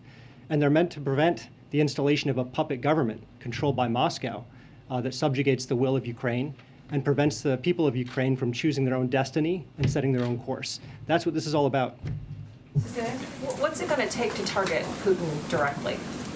I'm not going to telegraph exactly what it would take and under what circumstances that would occur, but no option is off the table, as the president said. But the EU president said today this is the most dangerous moment in European security in a generation. So if not today, when? What? Look, as I say, we mounted a very significant response today. We can escalate that response further. There are a number of actions we can take using financial sanctions, export controls, fortifying our eastern flank, helping Ukraine defend itself, helping each other deal with the costs and consequences of Russia's invasion, and most importantly, having a shared confidence among allies in our way of life, our economic model, our political model. If Russia wants to sequester itself from Western technology, the Western economy, and from Western financial markets, that is a bad strategic choice for Russia. But we're going to step up in solidarity to advance our values and principles. Thanks. You mentioned that sanctions are meant to deter and prevent, but the fact of the matter is the sanctions you're announcing today and announced last night did not deter or prevent Russia's actions yesterday and over the weekend. What gives you any confidence that the remaining sanctions that haven't been imposed yet can deter or prevent a further Russian invasion and aggression in Ukraine? Well, look, it's day one, and President Putin has choices to make. We have choices to make. Our job is to manage risks and to impose consequences for a further escalation of this conflict by President Putin. We can do that through financial sanctions. We can do that through export controls. We can do that through fortifying NATO's eastern flank. We can do that through providing defensive assistance to Ukraine. We can do that by being prepared for any energy market impact that occurs from Russia's choices. Those are the choices that are within our disposal. And let me just take a step back and talk about sanctions. You know, we have principles that matter in terms of how we design a sanctions package. They need to be powerful enough to demonstrate our resolve and the capacity to impose overwhelming costs. They should be calibrated such that we can maximize coordination with our allies and partners. They should maintain flexibility so we can escalate or de-escalate depending on what Putin does. They should be responsible so that we avoid unwanted spillovers to the U.S. and global economy. And they need to be sustainable. They work over time, not on day one. We just have to do the last one. Okay. Can you tell us why Putin himself was not sanctioned? I know you tried to explain it because what you are doing is like... You got a question last week, so we're just trying to diversify it a little bit. I just want him to clarify. Simon, can you let Weijia ask the question? Thank you. Go ahead, Weijia. Thank you. I know that you just talked about all the actions that you're taking to counter any oil shortages that might drive up gas prices. But today, the president himself was very blunt about how they could impact Americans. So can you just give us a sense of when Americans might feel a difference when they fill up their gas tanks? And then secondly, to follow up on what Zeke was just asking, both you and the president said today that these sanctions will be in response, will be if Putin escalates, you will escalate. So that sounds like they are going to be in response now and not meant to deter. So do you still view them as being a deterrence, or are they just a punishment at this point? Yeah, so the first question on energy markets and the impact of our actions and when they'll take effect in markets.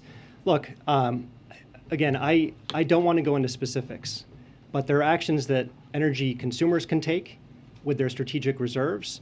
There are actions that energy producers can take in terms of their spare capacity. There are actions that energy producers can undertake to increase their production of energy in the current circumstance.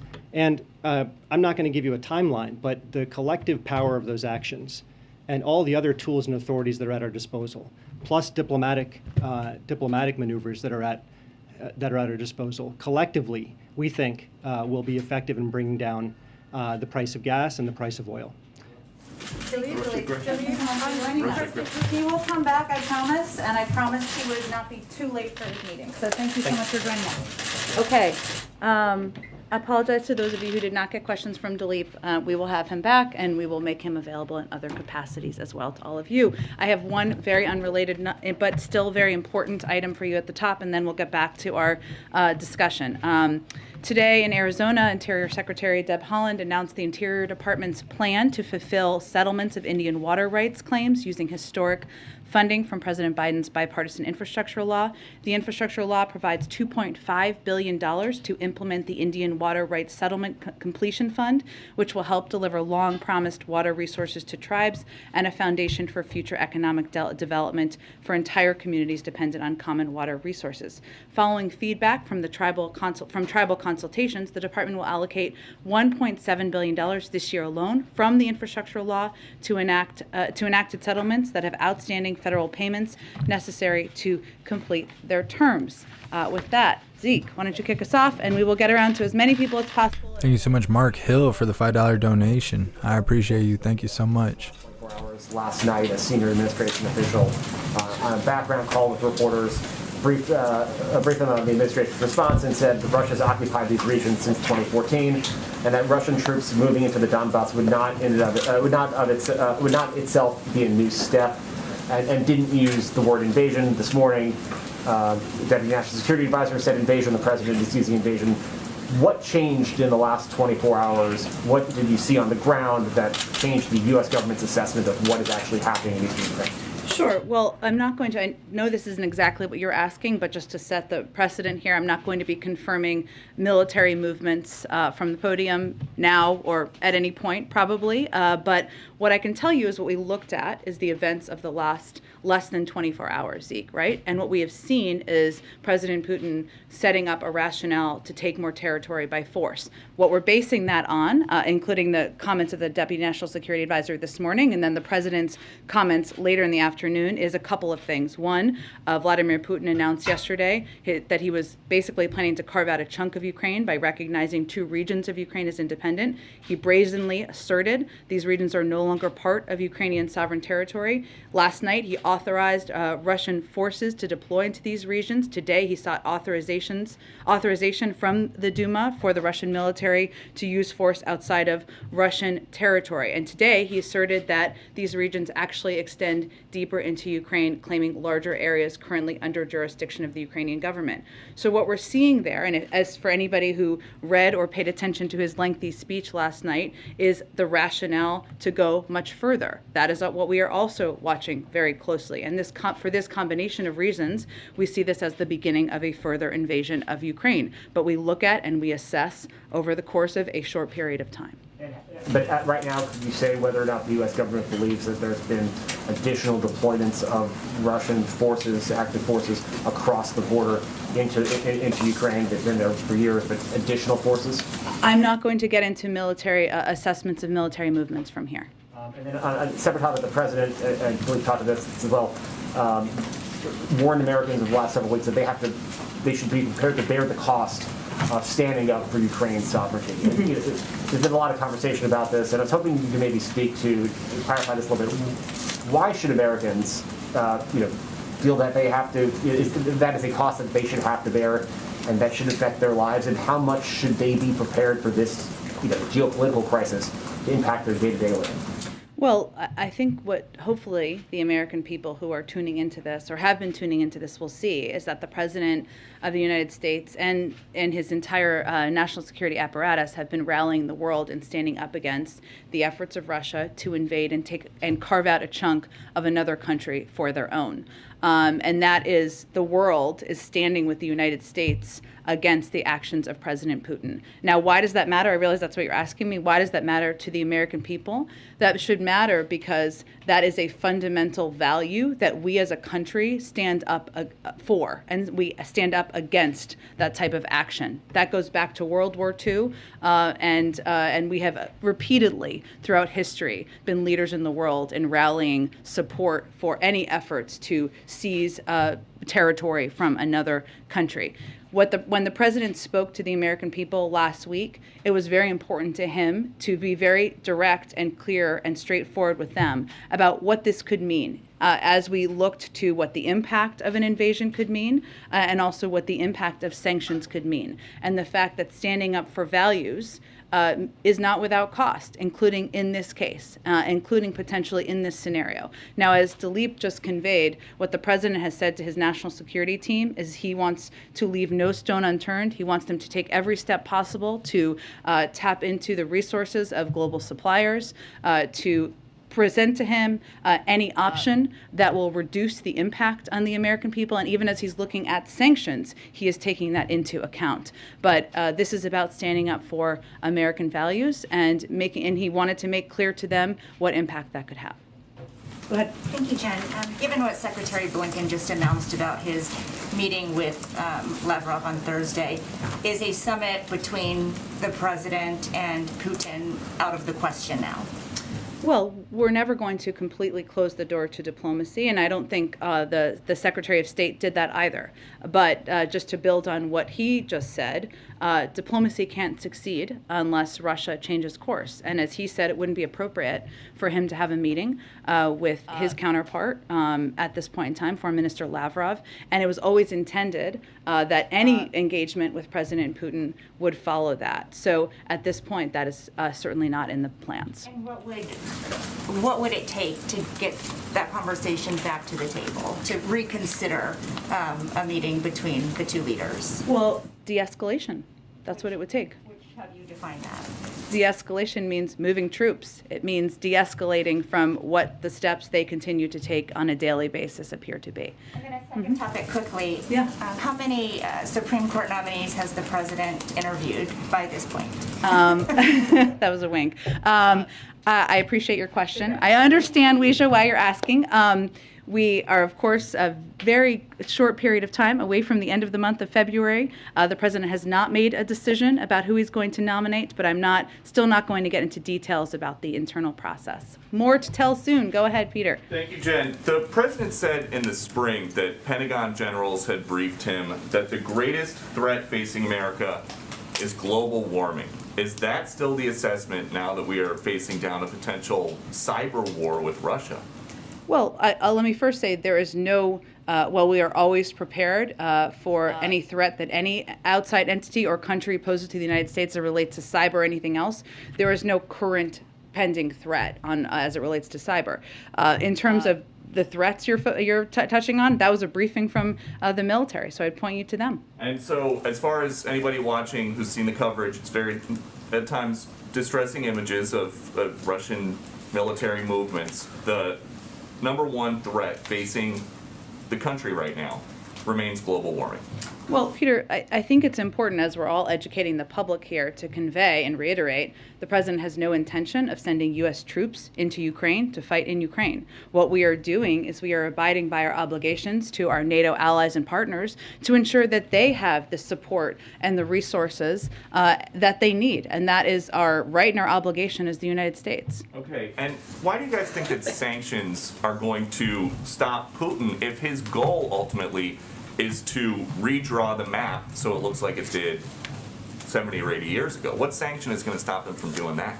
Well, I think just to kind of reiterate maybe something you touched on there, for anyone who watched his speech last night, what he made clear in that speech is that he doesn't even necessarily or doesn't recognize the independence of Ukraine as a country. And that certainly gives us an indication of where his intentions are at this point in time.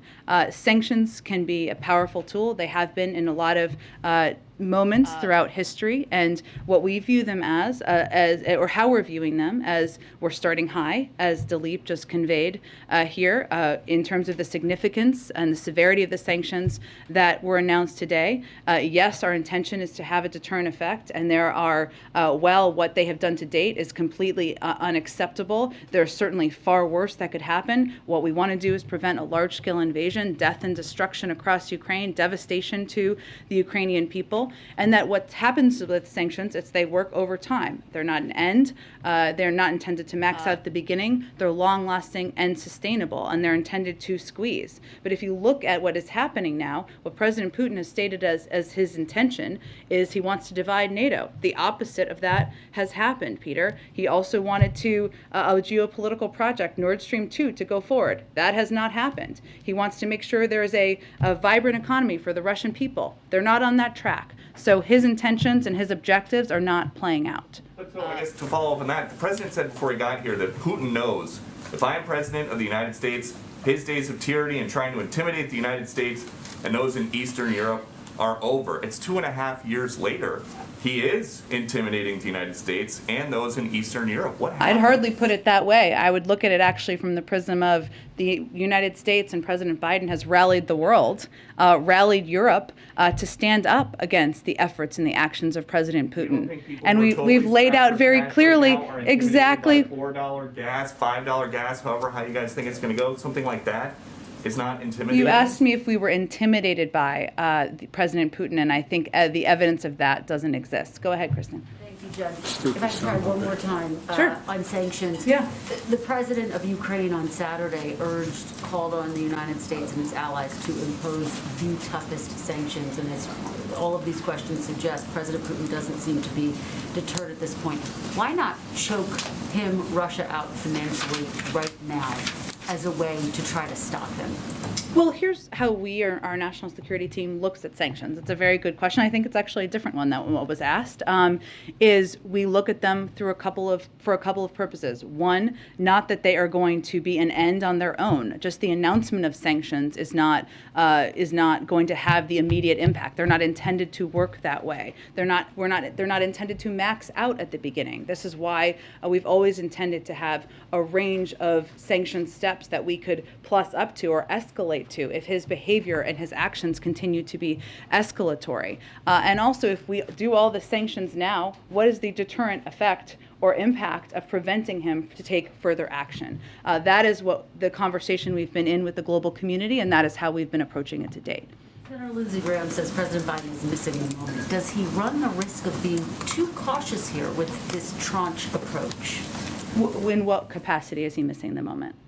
Senator Graham. I'll read you the entire Okay, go ahead. This is a critical moment in history. President Biden is not seizing the moment. The sanctions outlined are woefully Did he say that inadequate. before or after we announced the sanctions? He's been saying this consistently. Well, look, I think it's an important question because what the president announced was the sanctioning of two enormous financial institutions that is essentially going to make it more difficult for people close to President Putin and in the Russian elite to do business. And this is just the beginning. When do you think they'll start to feel the impact? When will they feel the bite?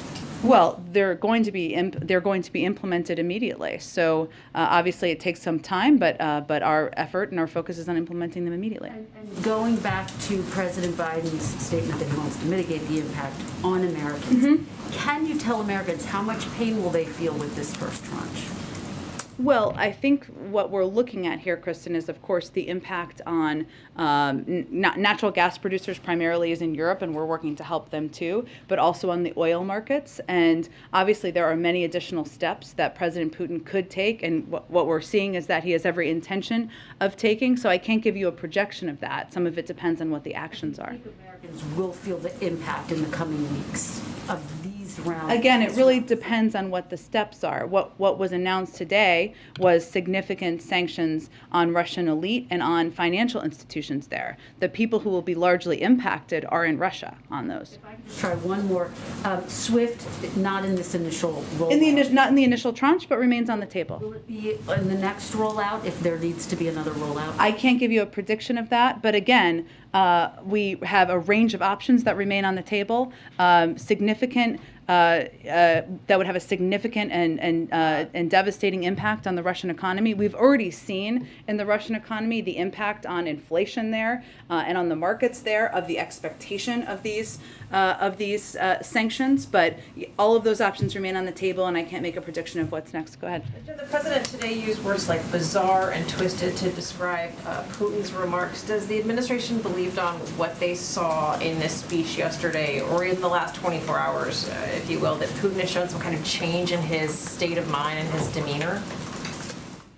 I wouldn't say we'd characterize it that way, Cecilia. I mean, if you, for those of you who read or watched his speech last night, which was rife with historical inaccuracy, of course, he made clear that he does not view Ukraine, not just the areas he recognized yesterday, but the totality of Ukraine as an independent country. And he conveyed that by providing a lot of revisionist history details that are not aligned with what has happened over the last few decades. Now, we've seen some of that rhetoric if you look back to 2008 and even before then, but it is indicative of of his own belief that he has the right that Russia, and he has the right to take the territory, to claim territory from another country, and we just don't agree with that, obviously. If sanctions don't work, then what? What else is in the tool belt at the president's disposal at this point? Well, sanctions can take a number of formats, right? Export controls is certainly one of them. There's many more sanctions that we have at our disposal. The SWIFT system is obviously significant, not in the first tranche, but there's a range of options that remain on the table for sanctions. And again, as Dilip conveyed, but I think this is an important component to know, is that they're not intended to have an impact on the harshest impact on the first day. They're planned, or they're designed to have a squeezing impact over the course of time, and we have many more escalatory steps that we could take. Do you have specific agreements with countries, exporters, to ensure Europe has a steady supply of gas, or is that still a work in progress? I certainly understand your question. As Dilip said, it's a very sensitive time in the process right now, but what we're doing right now is talking both to major natural gas producers to understand their capacity and willingness to surge natural gas output, which of course is a regional issue that would have an impact in Europe, and also talking, as he said, to a range of producers to help assess or help reduce the market impact and the impact on the American public. But I just can't outline any more details on it from here. The impact that you're on the American public, you mean specifically Americans should expect higher gasoline prices? Yeah, energy prices, exactly. That's what we want the American public to be aware is a possibility. Are you announcing more oligarchs tomorrow? Is that the plan? I don't have anything to preview for you at this point in time, but I can certainly check if there's another tranche coming tomorrow. Absolutely, go ahead. And given that the president stressed today that diplomacy is still available, but now the Blinken-Lavrov meeting is off, you just said this future, summit between the president and Putin is not in the plans anymore. Can you help paint a picture of what exactly diplomacy looks like in terms of dealing with Russia? Well, first, the door to diplomacy still remains open, and it just, as I think our Secretary of State conveyed, it isn't the appropriate time as Russia is taking escalatory steps and preparing to invade for him to meet with the foreign minister. And it had always been the intention that any engagement with President Putin would be discussed there and potentially follow there, but there were never any specific plans or timeline really in the works for that. So it was really going to be discussed at that meeting. What diplomacy looks like, one, we're going to continue to engage with our European partners, of course, and we will continue to remain open to having diplomatic conversations if and when they de-escalate. Diplomatic conversations, so certainly between President Biden and President Putin. Well, of course, that remains an option. And as we said, I think over the course of the last few days, he's always going to be open to having leader-to-leader conversations. But this isn't the time to do it and we said this at the time as well, when President Putin is overseeing the invasion of a sovereign country. Just quickly, what is the U.S. assessment right now of Russian invasion into Kyiv? Is that considered an immediate danger right now? It is considered, I'm not going to give you a timeline, but it's considered a real possibility, yes. Go ahead. Thanks. For weeks, Jake Sullivan and other top officials have said that the administration, the White House, has learned the lessons of 2014, and you will enact, in sanctions, you will enact start high and stay high rather than gradually escalate. As you talk about the chunks in different tranches, it seems you're doing the opposite. Why is that the approach that you're taking? Not true, actually. We actually didn't sanction these type of financial institutions back in 2014, and it took several weeks to sanction these type of institutions. But more in terms of the theory of the case, that instead of doing it in pieces where you start and then continue to add on the lessons that Jake and others have signaled, was that you start high and stay high instead of doing it more piecemeal. Well, that's exactly what we're doing. So the announcement that was made today about these financial institutions is more significant than what was done in 2014. And we would only build further from here. So that is starting high and staying high. Go ahead. What Russian actions would trigger the fullest extent of U.S. sanctions? I'm just not going to detail what exact reaction will be to each action. Obviously, we have a range of options at our disposal. They're all remain on the table, and our preference is, of course, de-escalation, not instituting more sanctions. Is the administration confident that sanctions and export controls can or will be enough to deter Putin? And can you go into any more detail about what those export controls might look like? I can't go into more specifics, just a range of options are on the table, and obviously export control actions would have a significant additional impact on the economy there. In terms of, tell me your first part of your question again? Yeah, just is the administration confident that sanctions and export controls can deter Putin? Are they enough? Part of what sanctions are is they're intended to be a deterrent, but they are also intended to have a squeezing significant impact on the economy that is felt over a sustainable period of time that makes it more difficult to continue those behaviors and those actions. They're not intended or designed to be an end when they're initially announced. So those are the range of options we have at our disposal, and there will continue to be a growing impact. Go ahead. Thanks. The president said last week that he was hoping to maybe work with Congress on some sort of proposal to address energy prices. Is that still on the table, or is this focus now on sort of diplomacy with producers and consumers? All is on the table. And what might that look like? Discussions with Congress? Yeah, would it be in the form of legislation to lower prices? I mean, what kind of policies is that? Is an option, but I don't have anything to detail for you at this point in time. Another subject, the U.S. and several countries are close to reaching a nuclear deal with Iran. What's the likelihood of an agreement, this week in your view? And would the U.S. agree to a deal that does not include the release of U.S. and British prisoners held by Iran? Well, let me start with your second question, because this is a really important one. But the discussions on unjustly detained and innocent Americans remain separate from the JCPOA talks. As Special Envoy Malley has reiterated, it's very hard for us to imagine getting back into the nuclear deal or agreeing to kind of a new iteration of the deal, to the point of your question, while 4 innocent Americans and others are being held hostage by Iran. It's really a matter of urgency to bring the detainees home. We want it to be resolved immediately, but it is happening through a separate channel, those conversations. In terms of the status of the JCPOA talks, we have made substantial progress, or substantial progress has been made over the last week or so, and is continuing to be made. Nothing is agreed until everything is agreed, and so until then, I'm not going to give you a rosy assessment, but it is, of course, good that substantial progress has been made. If Iran shows seriousness, we believe we can and should reach an understanding on mutual return to full implementation of the JCPOA. And just real quick, is the president concerned at all about the convoy of truckers that's making its way to Washington, and has he taken any sort of steps to protect them? Yes, we've actually been monitoring this closely. The Department of Homeland Security and the administration are tracking reports of a potential convoy that may be planning to travel to several U.S. cities, including Washington, D.C. We have been working, including from Dr. Liz Sherwood-Randall here, as well as our Homeland Security Department, closely with our federal, state, and local partners to continuously assess the threat environment and keep our communities safe. And our efforts include enhanced intelligence sharing, a critical incident response plan for the U.S. Capitol, a regional security assessment, and a simulation experiment that developed data-driven recommendations to bolster regional security. So we are closely monitoring, closely watching, and working with state and local authorities. Let me go ahead. Great. First, just want to thank everybody. I know it's late who are limiting our questions so that more people can. Yes, get the sure. chance, so I appreciate that. And if anybody needs For to my go for a colleagues. hit or anything, nobody will take it personally. I know some people have. Go ahead. So one question, of course, on Ukraine, first of all. Dilip said just now that today's sanction package is, quote, just the beginning of it. Does that mean if nothing changes, you expect more sanctions, or what does that mean, just the beginning of it?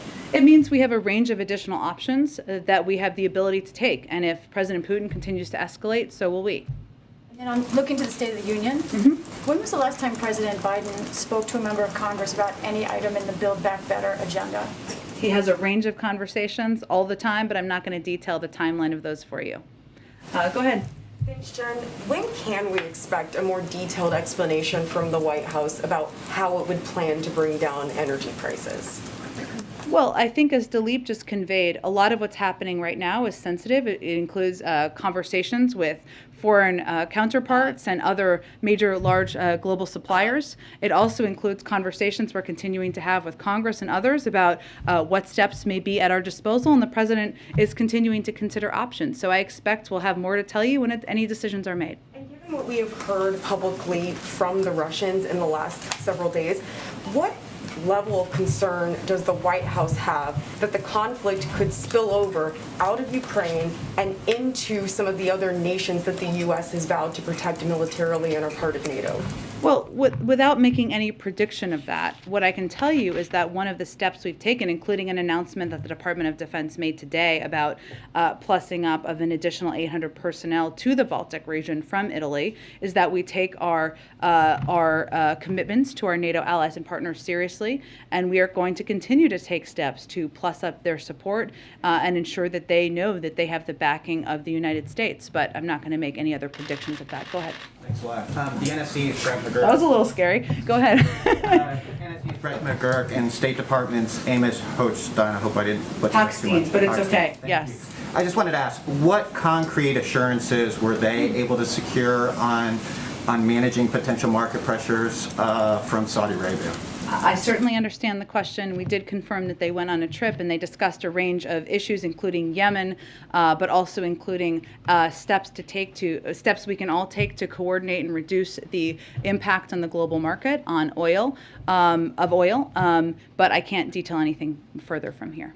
If one of the objectives is not to disrupt global energy flows, and energy prices are high and rising, how can Russia's bottom line really be hurt if you don't disrupt global energy flows?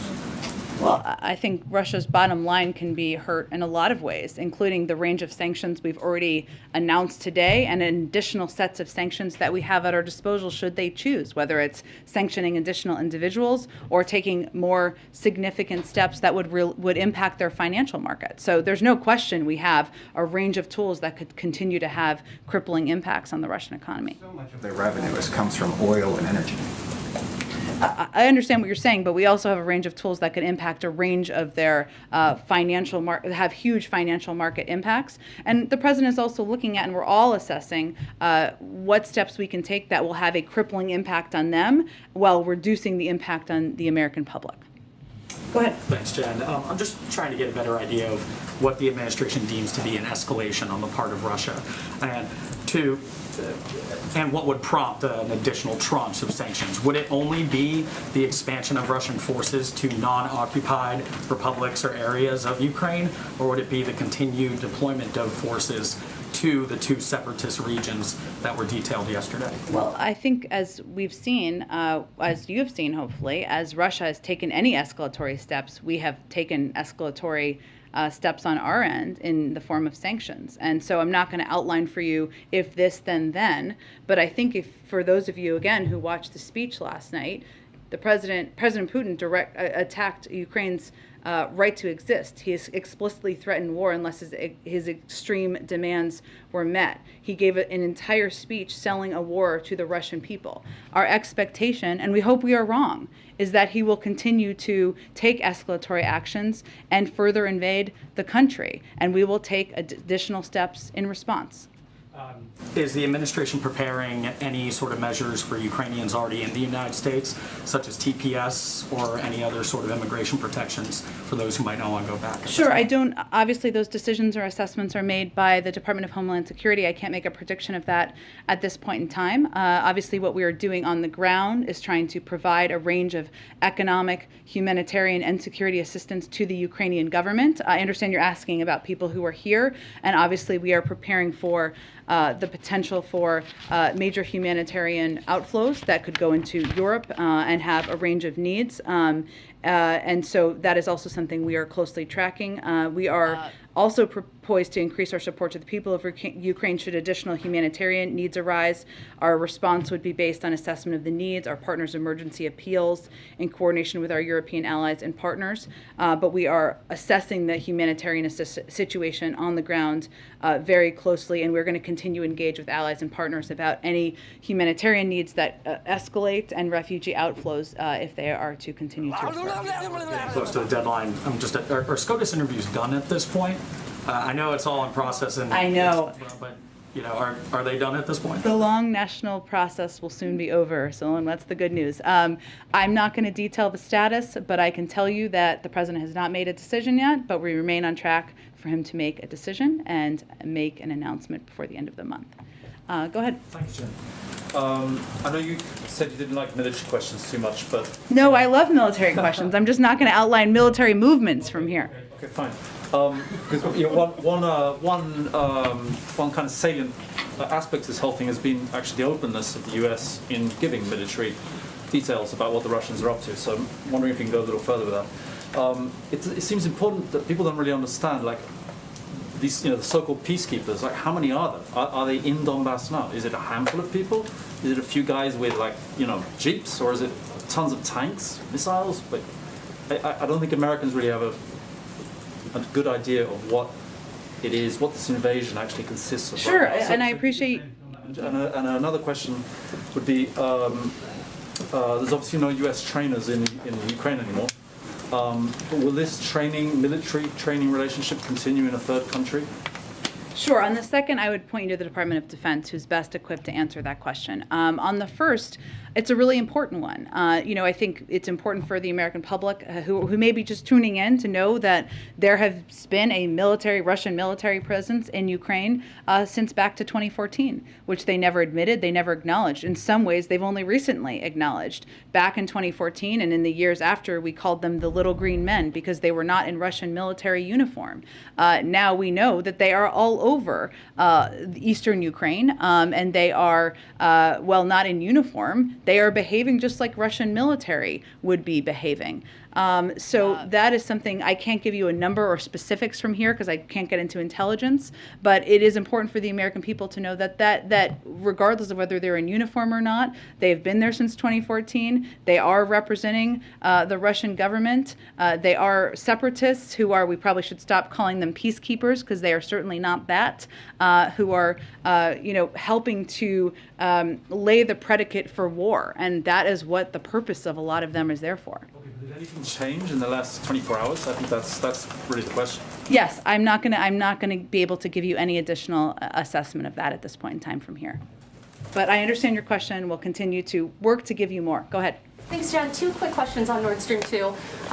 The first is, the deputy director just said that stopping Nord Stream 2 relieved Europe of a geostrategic chokehold that Russia would have had on them. So if Nord Stream 2 going online was such a threat, why in May did the president waive sanctions on the company and the chief executive behind it? And my second question is there a concern that Nord Stream 2, if Russia were to make concessions or retreat in some way, that might open up the door to Nord Stream 2 going back online? Or is it your understanding that it is dead no matter what Russia does? Well, I would first say that, the president has never been a supporter of Nord Stream 2. We've always criticized it as a project that we didn't support. We took a range of steps and sanctions, including sanctions, to make that very clear. What the announcement made by the German Chancellor today was not by accident. It was at the conclusion of a range of diplomatic engagement and efforts by the president and members of our national security team and unity from the Europeans about the fact that this could not move forward. We've never felt, the president didn't feel, that issuing preemptive sanctions on that was the right step to take. But look where we are. Nord Stream 2 is not moving forward. And by the way, it hasn't been operational anyway. So, that's a fact. It's not moving forward at this point in time. In terms of the future, we've never felt it was a good project. We've been clear about that. And that assessment I don't expect would change in the future. Go ahead. Thank you, Jen. Does the White House have any reaction to former President Trump calling Putin's move yesterday genius and smart? Well, as a matter of policy, we try not to take advice from anyone who praises President Putin and his military strategy, which I believe is what happened there, expresses an openness to lifting sanctions about the seizing of territory in Crimea, or at any point in time told leaders of the G7 that Crimea is a part of Russia, regardless if they are a former president. So there's a bit of a different tactic, a bit of a different approach, and that's probably why President Biden and not his predecessor was able to rally the world and the global community in taking steps against Russia's aggression. It's not a press briefing if they don't bring up Trump. Support for Ukraine into a more partisan issue among the U.S. public. By the former president? I think that is up to members of the Republican Party to make the decision, to make the determination. There has a long history, decades of history, which President Biden was a part of when he was chairman of the Foreign Relations Committee, of standing up to the efforts of any country to seize the territory of another country, standing up for efforts by the United States to rally global support against inappropriate and illegal actions by another country. There's a long history of that, not in a partisan way, in a bipartisan way, and certainly that choice is up to Republicans to determine. Go ahead. Thank you, Jen. I've got two questions quickly. The administration rolled out a list of sanctions against Russian oligarchs and elites. My question is, are any of them being sanctioned for the first time, or are these sort of repeat bad offenders? That's a good question. I'm sure we can get you a breakdown of that. I believe some of them are new, and certainly the banks are new, but let us get you a more specific breakdown of that. My second question is, the last time Jake Sullivan was here, he said that a Russian invasion of Ukraine would lead to U.S. sanctions, warning that that would necessarily make Moscow more beholden to Beijing. Obviously, both of those foreign powers aren't exactly the most friendly to us. So is the administration taking any steps or issuing any warnings to keep those geopolitical foes from aligning together and marching in lockstep? Well, long before the events of the last few months, we saw China and Russia moving closer together in some capacity. But right now, as we're looking at the actions of President Putin and as we're preparing for him to further invade Ukraine, to unfortunately put forward death and destruction on the country and the people of Ukraine, it's really a question for China on whether they look at that and think that's acceptable behavior. So I think you saw that our Secretary of State had a conversation with his counterpart in the last 24 or 48 hours, and we will certainly remain and continue to engage. But I think it's about looking at where the global community is in this moment and determining where you want to stand. Okay, go ahead. Thanks, Jen. I wanted to ask about rapid COVID tests. Do you have an update at this point on how many you've shipped and how many you have under contract? I believe we do, but I'm going to have to get that to you after the briefing. Let me get that to you after the briefing because I think we have some updated numbers on that. I think we're going to have to wrap up shortly here. Go ahead in the back. Thank you, Jen. I'm sorry I had to step out. It's okay. For a live shot for a moment, but so if somebody asks this question, I'm sorry. But I would like to clarify what Dalip said at the beginning. He said that Nord Stream 2 will go to waste now. So do you have assurance from Germany that the decision to cancel the project is final, or it's still reversible? Well, I would really, I don't have anything to build on beyond what the strong statements and the strong comments of the Chancellor this morning and the President's own statements about how it would not move forward. Okay, thanks everyone. We'll see you tomorrow.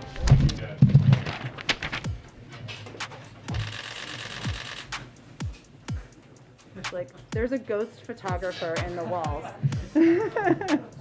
Where's Doug Mills? Is he back there? Nobody thinks you're funny. Get off stage.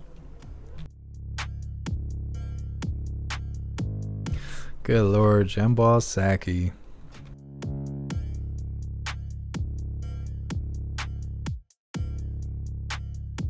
They sure don't like to talk about the plague very much anymore for it being such a big deal and controlling our lives for the last 2 years. They barely even talk about it now.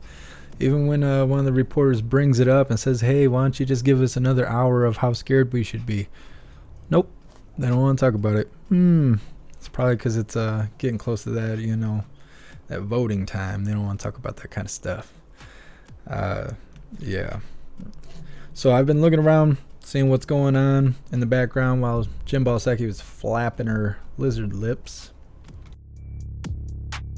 Pretty much all I found is this live feed of some guy in a parking lot claiming that the semis on camera are a part of the People's Convoy, which is the U.S. convoy. Not really a whole lot to look at. I'll put it up here in a second so you can take a gander. But this is going on in California. So just give me a second.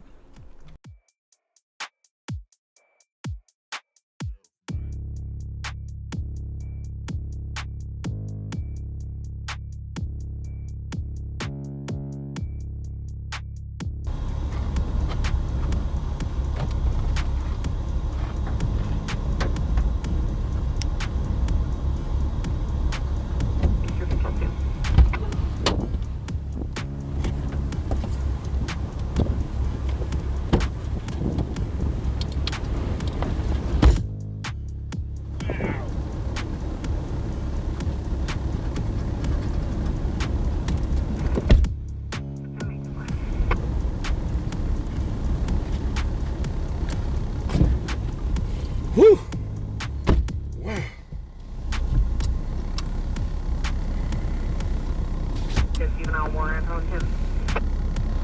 So, DH, as long as you guys are giving me credit for the stream, well, probably shaking you guys up. there's no way they're talking about me. Putting my link up on your post. Totally fine away from that. Totally fine. There's no way they're talking about us. We just got here. Anyways, this is the first that I've seen of the U.S. convoy. I've been kind of watching this in the background while Jembal Saki was doing what she does. Yes, Shirley. Not really a whole lot of anything going on. To the right, there is 3 or 4 semi-trucks side by side. As you can see, kind of center of the screen, it's very small. But there's a couple people standing with American flags. On the right side of the blank semi, right behind the cab, you can see there's a U.S. flag there. This could be the beginning of U.S. convoy movements happening here in America. I know that things are going to start in multiple locations. There's varying information about where the destination is. Some of it says that they're going to head to D.C. Then there's also information saying that they're just going to head to their own capitals. And then there's other, you know, word going on, but nothing to really hold on to until we start seeing stuff. You know, can't really just rely on hearsay. But I am keeping my eyes out for it. This is all that I'm seeing. I'm not seeing anything for Canada at all right now. Well, I guess let's hear what he has to say for a second. On the way out there. How busy is Robert Burgers? I need a burrito. It was busy when we got here at first. I just walked back over there for a cold yellow. It's not that busy right now.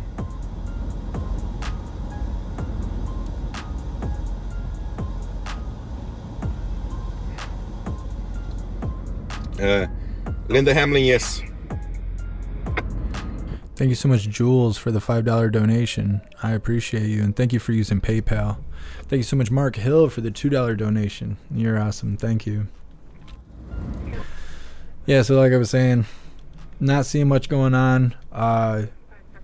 See if I can find the location of where the truckers were, about 40 minutes outside of Ottawa. I guess they're not there anymore, but I would like to give you guys the actual name of the location.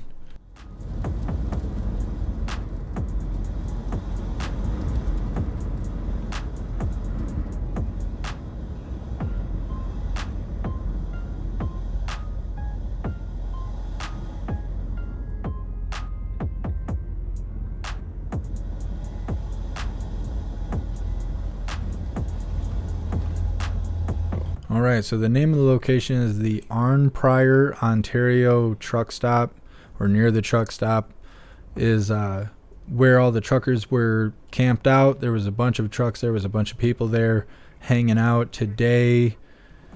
I can't remember his name, I'm gonna have to find it. Either way, the live streamer that was in the area supposedly is one of the very few that were allowed to live stream in the zone. He did a live earlier today saying that everybody was gone. Everybody left.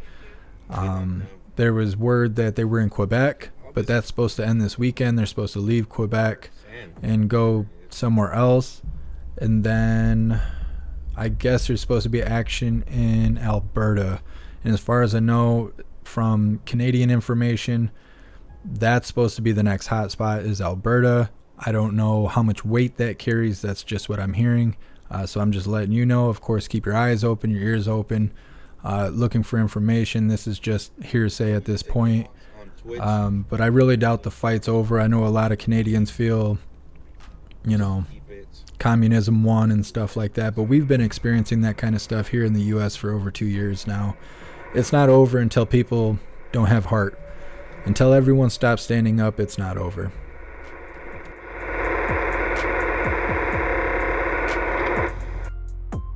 I'm good. We're going to just go ahead and mute this video. I don't think anything special is going to happen. I just wanted to let you guys know what I was finding in the background.